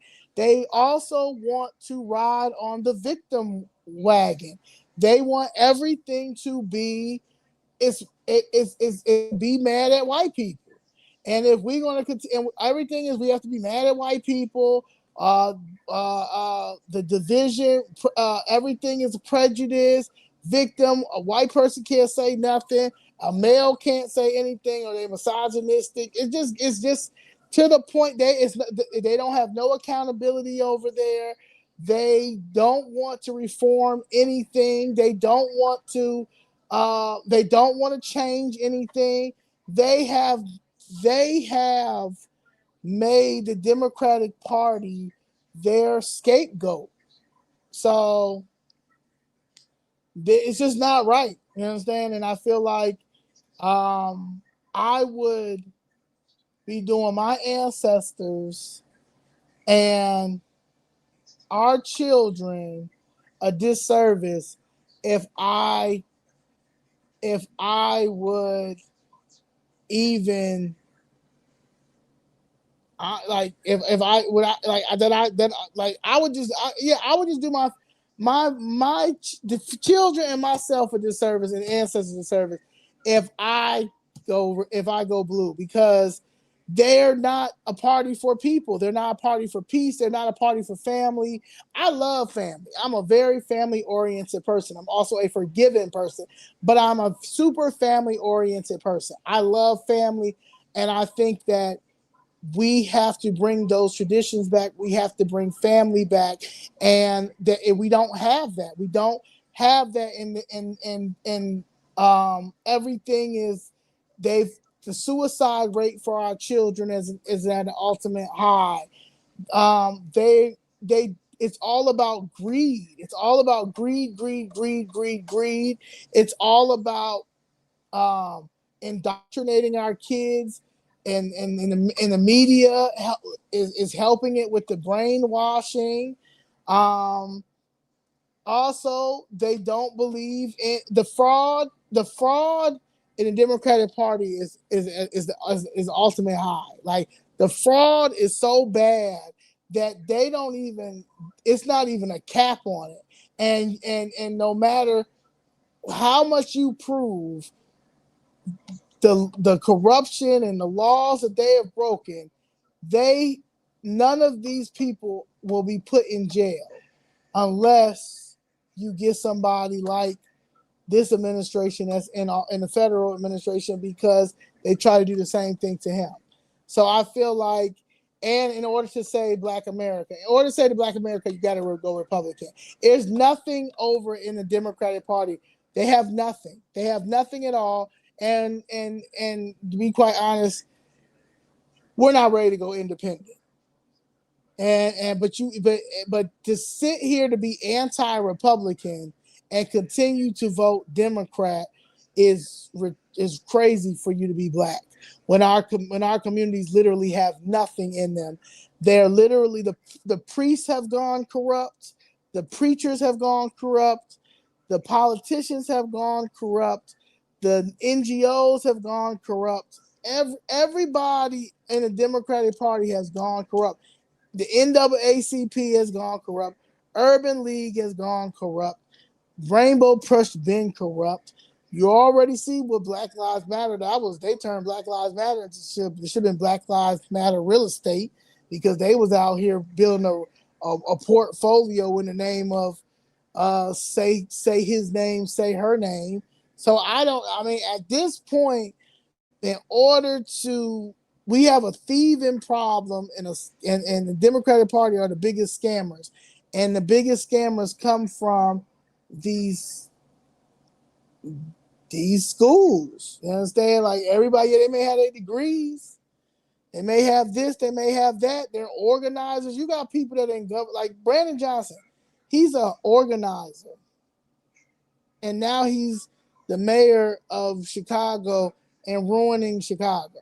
His whole administration is incompetent. Everybody that he has on his side is incompetent.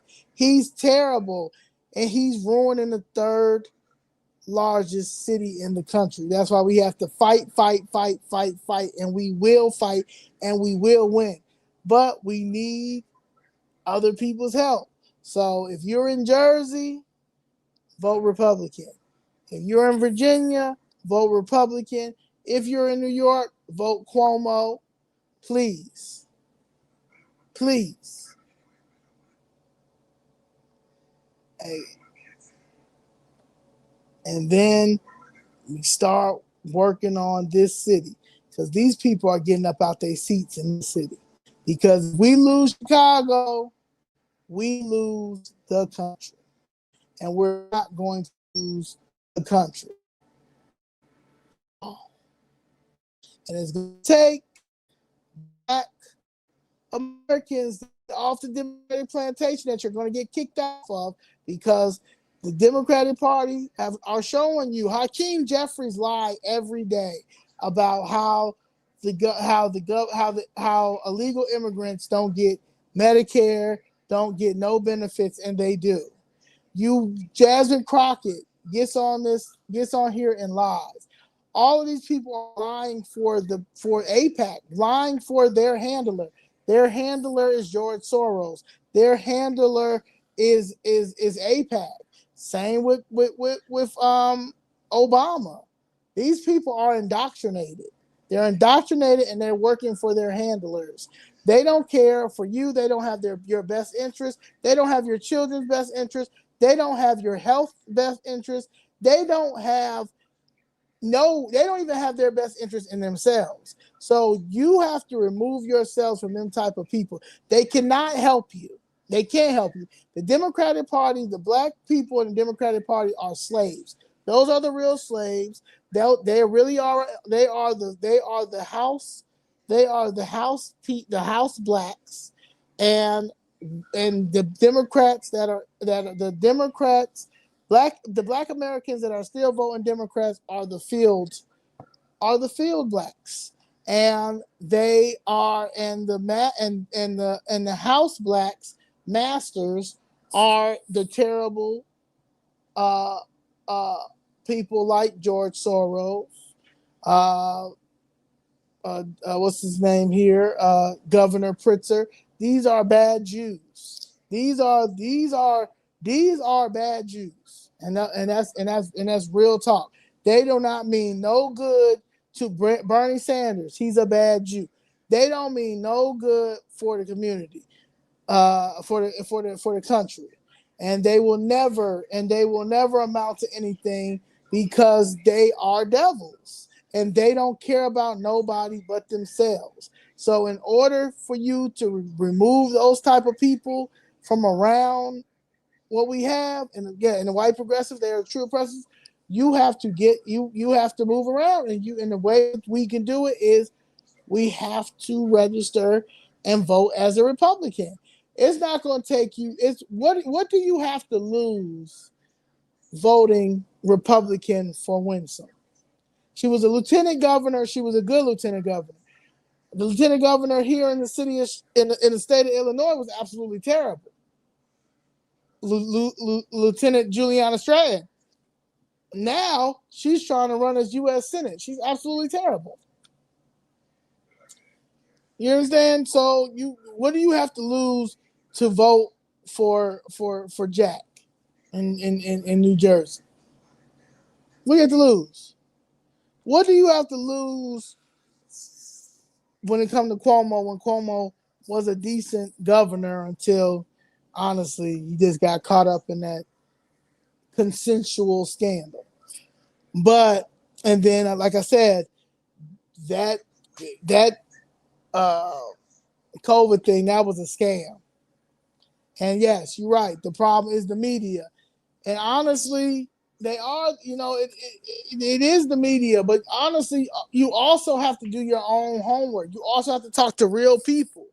You need to talk to real people. You need to start going, like, it's nothing to go on the websites, your government websites, and look up these budgets that's being passed.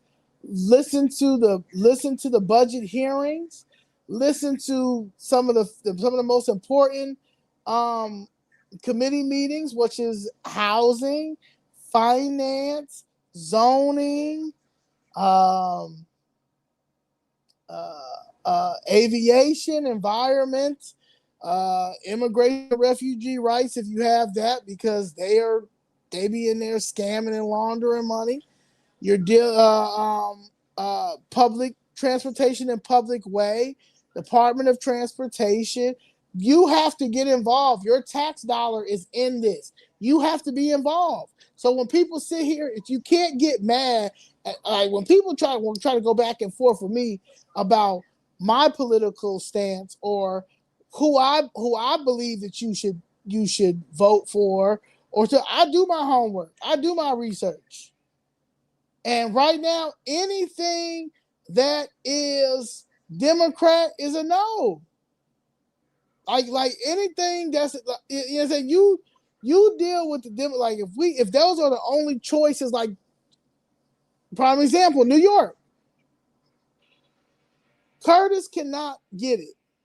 He lost by a landslide by Eric Adams. He's not gonna get it.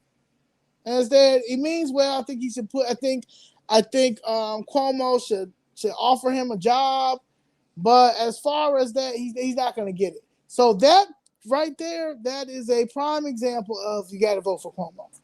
You got to vote for Cuomo right there. But when it comes to Virginia, New Jersey, Jack, and Winsome, let's get these. Do your part and vote for Winsome if you're in Virginia. And if you're in New Jersey, vote for Jack. And if you're in New York City, vote for Cuomo. That's all I got. I'm going to pray. I'm a sage. And we're going to hope for the best tomorrow. And yes, unlike Richless Mo said, Black communities can become one. Where we at right now? Black communities can become some of the strongest economies in America. You have to get out from under the progressives and Democrats. And you're absolutely right. Nothing's holding us back. I'm not oppressed. Okay, the only people that's oppressed to me is the city of Chicago Law Department that won't settle this case that we have all the evidence. Okay, I've got evidence. I have evidence for everything that they're doing unconstitutional to my family, and the Democratic Party is showing their hand. They do not want to settle these cases because if they settle these cases, then they have to admit that they're running illegal eminent domain schemes in urban areas, and they taking our properties and giving that land to developers for kickbacks or gifts or or trips out the country, and been getting away with it for a long time. And I wasn't going because I have sued plenty of private companies. I've sued Delta Airlines. I've won by myself. I've sued Famous Dave's. I've won by myself. I've sued Oregon cherries growers by myself. I don't go into court unless I know I'm going to win. So this case would have never been brought in federal court if I did not have all of the evidence to show that the city was wrong and unlawfully demolished my family's property. That's it. So that's it. You understand? And they know that. They know that if they sell this case, they know that I'll be able to organize the way that I need to organize to make sure that this never happens again anywhere, and that I will probably register, and I'm still going to do this regardless of they're not stopping anything. That I'm still going to make sure I register the most voters in the state of Illinois as Republicans, the city of Chicago as well, and that is what they're worried about. And I'm going to make sure that we understand. We have enough poll election judges, and we have enough poll watchers. They know about this. They'll be educated. All of those things. They'll have everything to make sure that this will never happen again, and make sure we have people there for when the grandmas be in there, them poll watchers now. They'll be cheating and telling them people, yeah, go in there and vote Democrat. Now, I ain't got to go there and vote Democrat. All them grandma, you going to jail. Okay, you're not going to continue to be out here telling these people who to vote for in these ballot rooms. No, in these election rooms. Everywhere you go, there I've seen it. In the apartment building where my sister stay at. They had the senior citizens in there, and they had the polling machines. And I hear them telling the people, vote this way. Yeah, vote for Kamala now. You gotta vote for your first black president, your first black woman president. Girl, where's 911? You should go jail. Arrest that lady right now. I don't care if she's 68. Arrest her because she's in there cheating. How you gonna tell somebody who to vote for, and you getting paid? But that's what this city do, and we're not gonna allow it no more. So that's why they are acting the way they are acting when it comes to Chicago. To me, because they know Chicago fits red. The country's watching. The whole country's watching. The world is watching, and they know right there that they've already defeated the Democratic machine.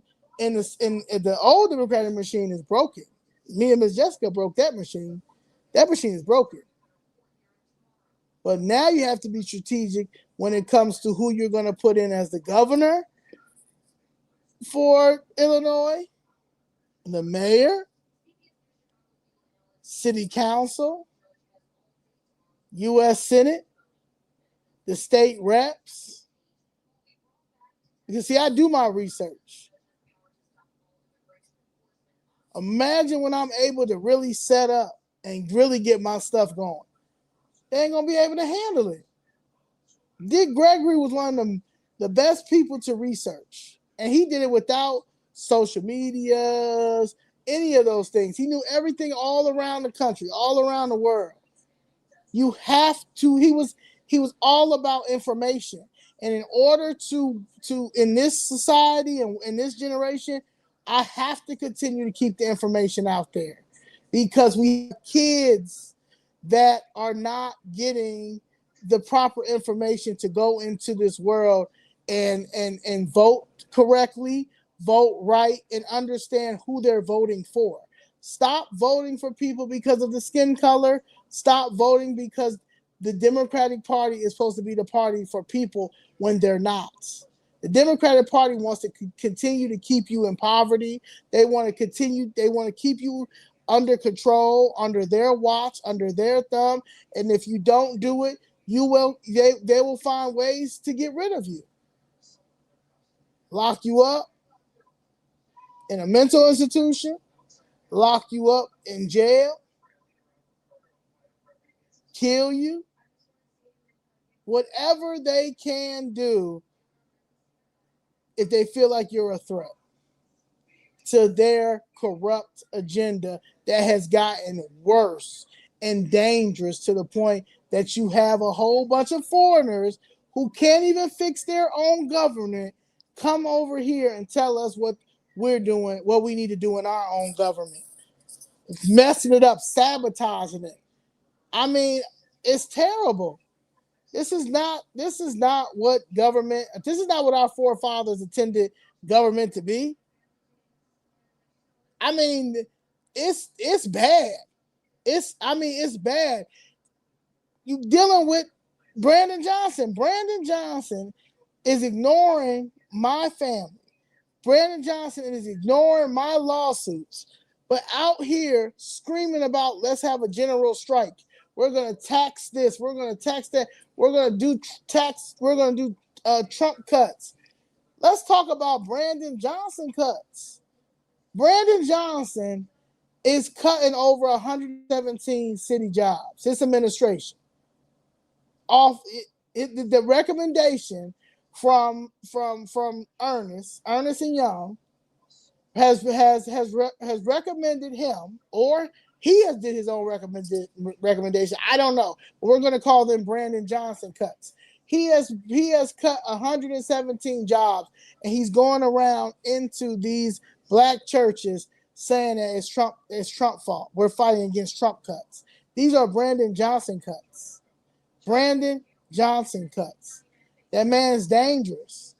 He's dangerous, and anybody else that align with his ideologies, which is socialism, Marxism, communism, just like Madami, should not be in office. And anybody, honestly, no Democrat need to be in office because they're all unhinged. They all need to have a support group and figure out where it went left. But it really went left, like I told you, in them 16 years, Biden Jr. and Obama,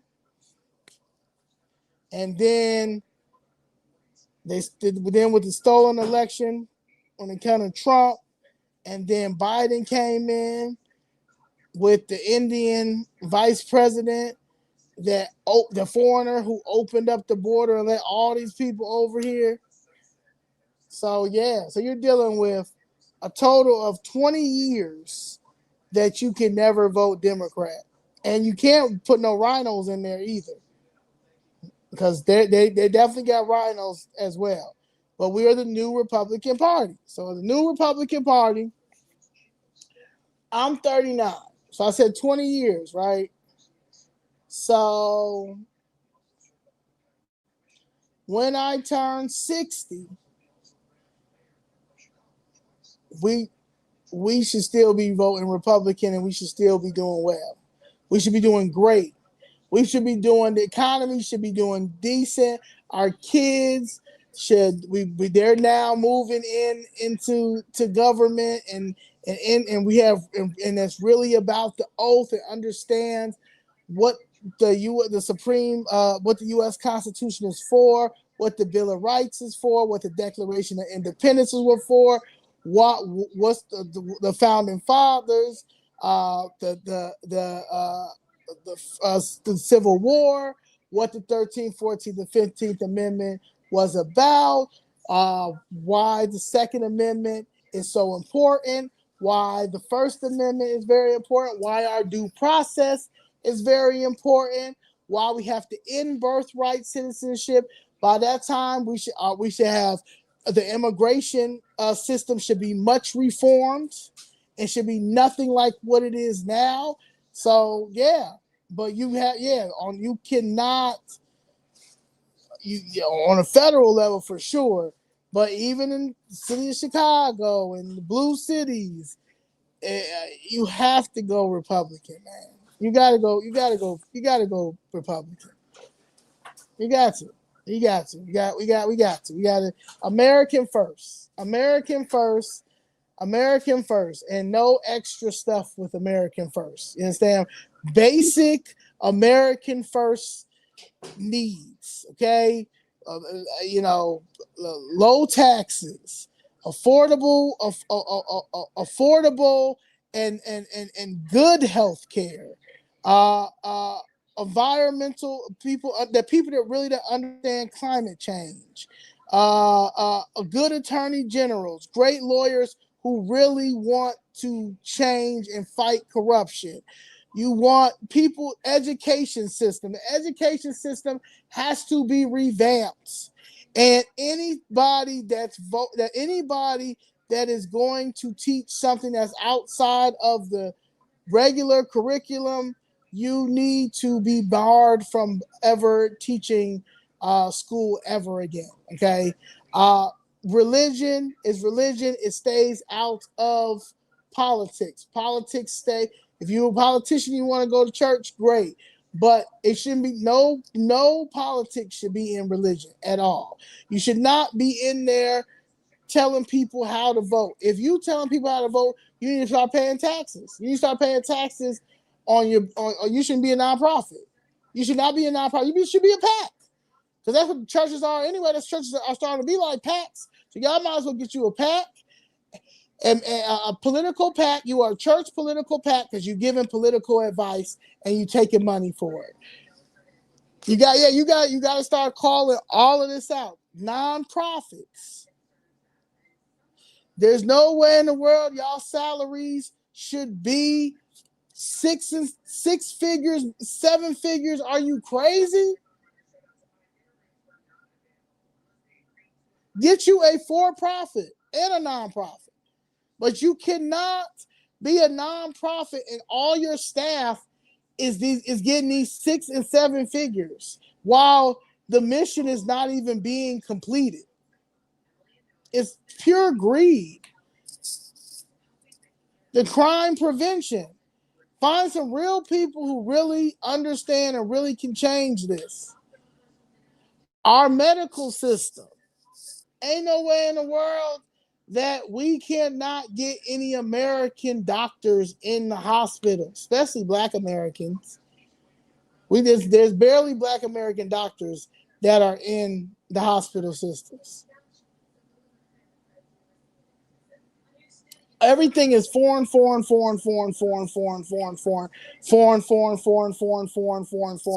That's crazy. That's crazy.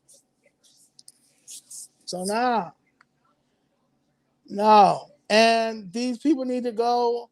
No, politics should involve not just the Christian religion. See, that's the problem.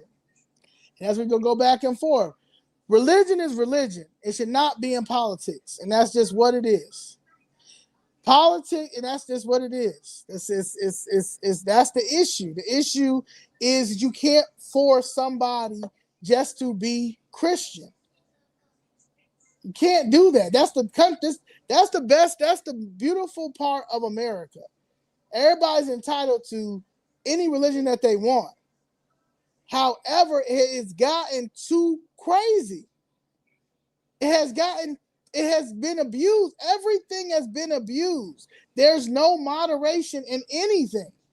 And the only way that it's going to change is we are the new adults. I'm a new adult. I tell people all the time, I used to tell my friends, we're the new adults. We have to get involved in politics. I know y'all don't want to get involved in politics, but we have to get involved in politics. We have to get involved in the education school system. We may not have school, we may not have kids, but we have friends who have kids. We have nieces, we have nephews, we have godkids. We have to get into the education system. We have to understand what they're teaching our children, man. This don't make no sense. So we have to step up and do this. This is a new time. Politics is different now. It's not going to be the same as it was 30 years ago, 40 years ago, 60 years ago, 16 years ago. So we have to get involved. And if we do not get involved, this is going to continue to get worse and worse and worse and worse and worse. That's just what it is. You got to grow up. You have to grow up. You understand? You have to grow up. Our tax dollar is sponsoring all of this terrible things when you can't even have a say when it comes to what's going on in your child's school. If we lose our children to this terrible education system and do not defund CTU and anything like CTU, all these CTUs, these teachers unions all over, we're doomed. We're doomed. So there's a lot of people that can't come out and be by our sides the way that they want to. But the beauty of that is register to vote. Register to vote. Make sure that you're registered to vote, and you make sure and you send a loud and clear message that I'm voting for common sense. I'm voting to stop all this nonsense. I'm voting because I don't believe in socialism, communism, and Marxism in America. I don't. And if you're a Democrat, that if you continue to vote blue, that is what you're voting for, and you're harming our children and you're harming our communities. And it's giving racism on my end. It's giving racism on my end if you are a white liberal Democrat that continue voting blue, knowing the harms that it's doing to our communities and what it's always been doing to our communities. Everything that you're saying that the Republicans are, no, you guys are voting to continue to keep Black America down here. We got our crime. You see the crime. You know the crime. You know crime is not down. I don't care. You can sit here and act like the media. You can act like the media is telling the truth. Y'all know for sure crime is not down. Y'all know in our communities crime is not down. Crime will never go down in our communities because we have nothing in our communities. Y'all have literally taken everything out of our communities, and to the point that you're discouraging our children to go to school. You've taken trades out. You've taken kids not even playing sports no more like they used to. They literally are trying to extinct the black race, and the people the blacks who are still voting blue are allowing it to happen. You're allowing them to continue to abuse us, but want to yell at me and go be mad at me because I took a stance to say, nah, the Republican way is the only way to go. There's nothing that you can convince me to be like, yeah, the Democratic Party is where it's at. For who? For who? For Soros? For Pritzker? For who? For the white racist liberals? The ones that Malcolm X warned us about? For who? What have they literally done for our communities except take everything out? We literally down to we don't even got no slides. We don't have no swings. We barely have anything in our communities. So why are you telling me that that voting Democrat makes the most sense? For who? For your selfish purposes? Because you got a 7-figure salary, and then you put your homegirl on, then you put your other homegirl on. So now y'all all deputy chiefs in one department and not doing nothing. getting pensions and everything, while our communities are drowning with nothing. None of y'all know how to. I guarantee you, barely none of them city council members looked at this whole recommendation book. I guarantee you, none of them have looked at this, but they're gonna vote for it.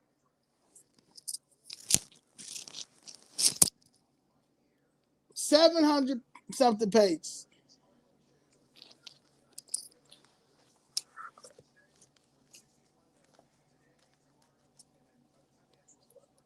They're not even coming to the budget hearing meetings to listen to what they're talking about down there. But I've been down there. I'm going down there tomorrow.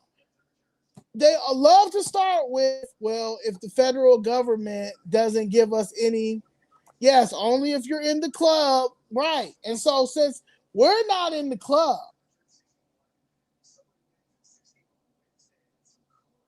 you got to build your own club. And I built Chicago Fist Red, and my club is for the common sense folks who love everybody, understand what we need for our children in order to survive in our legacies, also understand that we're going to respect everybody's decision when it comes to whoever they sleep with, but it's not going to be out here on the forefront because that's not what God or anybody else intended life to be. Okay? We're going to worry about faith, family, freedom, equity, morals, U.S. Constitution, the right to defend ourselves, respect law enforcement,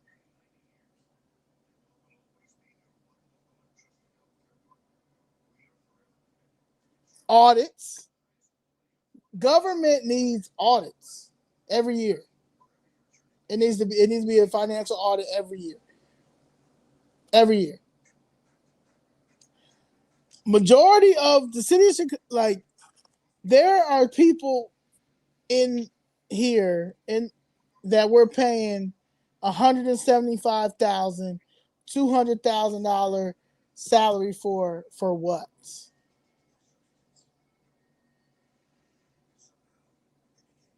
So yeah. So and you have to and at the end of the day, it has to be a time limit on social services. I'm not saying you don't need help. Everybody needs help. But to be on it for the rest of your whole life, no. You have to get some ambition. Yeah, ambition, and go find a job. And if you can't find a job, then at the end of the day, you have about a year and a half to get yourself together. If not, then I guess you got to go to a shelter or go stay with somebody. And but my thing, even with that, I feel like it has to be some type of reform for that, because if somebody's giving you, if you're a single able-bodied person, and even with a child, and somebody's giving you 2 years to get yourself together on Section 8, right? Getting you a job, getting you everything that you need. You should have been saved. You should have a nice penny to saved up. So when you get your own place, everything should be okay. So I don't understand how you are on Section 8 and you don't want to get no job. You don't want to do anything to make yourself better. But if somebody cuts you off Section 8, they racist, or they don't it's hard out here. It's hard out here because you make it hard out here. It's hard out here because we have terrible people that because you continue to vote. Well, some of y'all don't even vote. You understand? But you're voting for the wrong thing. You're voting, no. Independence is the goal to life, and you want your kids to see you independently be something. You don't like you're passing down bum energy. We're no longer going to continue to pass down bum energy. If you're a bum and you want to remain a bum, then you need to remain a bum. I don't know. That might be the real homeless people. That might be the real homeless people because if they're on the verge of being on the street, they want to be on the street because you had 2 years to get yourself together. So if you didn't, that's just what it is. You continue to have kids to continue to stay on. I know people who literally had 6 and 7 kids to get more for Section 8 so they can get bigger apartments. And on drugs. That's abuse.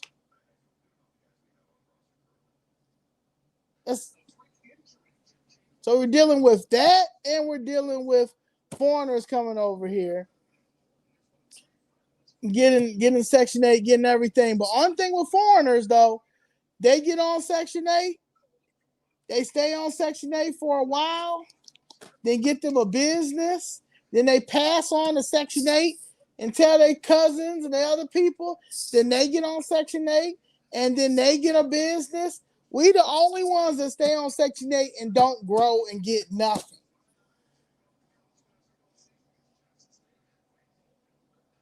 Yeah, it's a problem, man. So, yeah.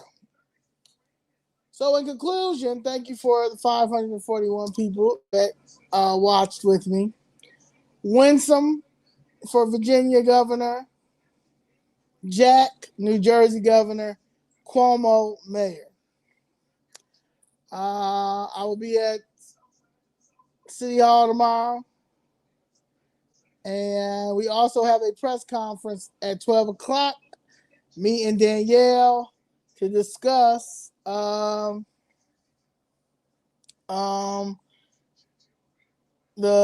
not guilty plea with Paul McKinley. There's no way in the world that he should have been found not guilty. So we're asking for Eileen O'Burke and the new chief judge, because Timothy Evans is out, thank God, Charles Beach, to look into it.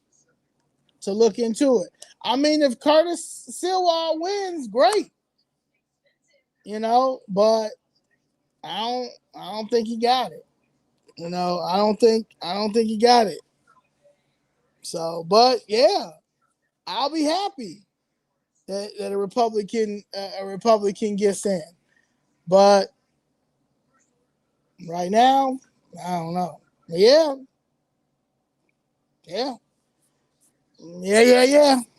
So, all right, y'all.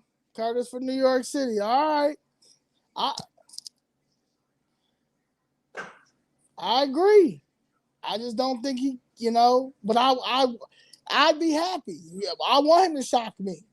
I want him to shock me. Him or Andrew Cuomo. Just not Madonna. Just not Zohan. Just not Zohan. So if you think JJ, okay.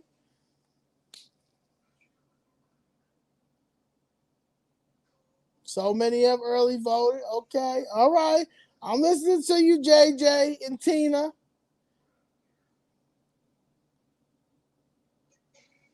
Okay, JJ said Kwame and Madami the same. I mean, I've read. I don't have no issue with Andrew, but yeah, I mean, anything's better than Madami, man. Anything's better than Madami.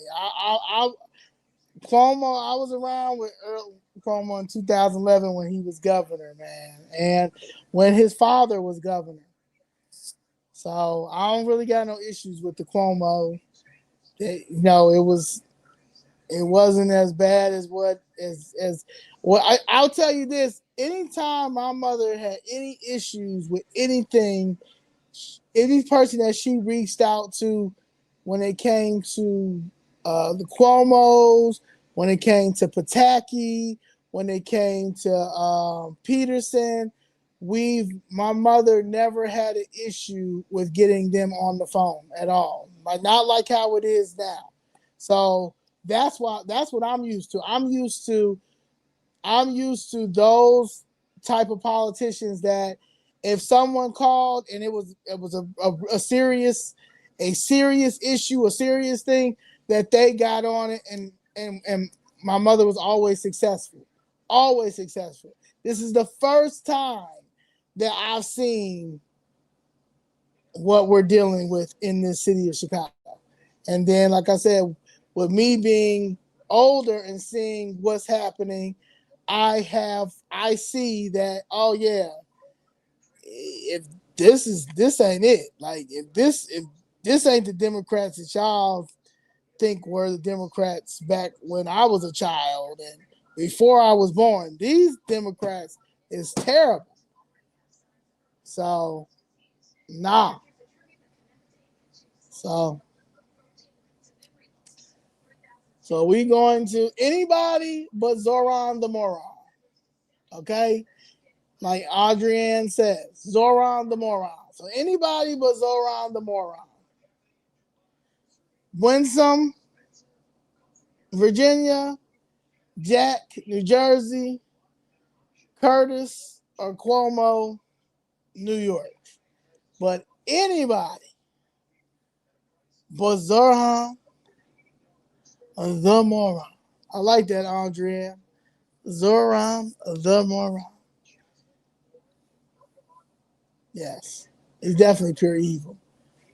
Definitely pure evil. So, all right, y'all. Be safe. Have a good night. Thank you guys for staying up with me. And we shall see what happens tomorrow. Appreciate y'all. Definitely Winston.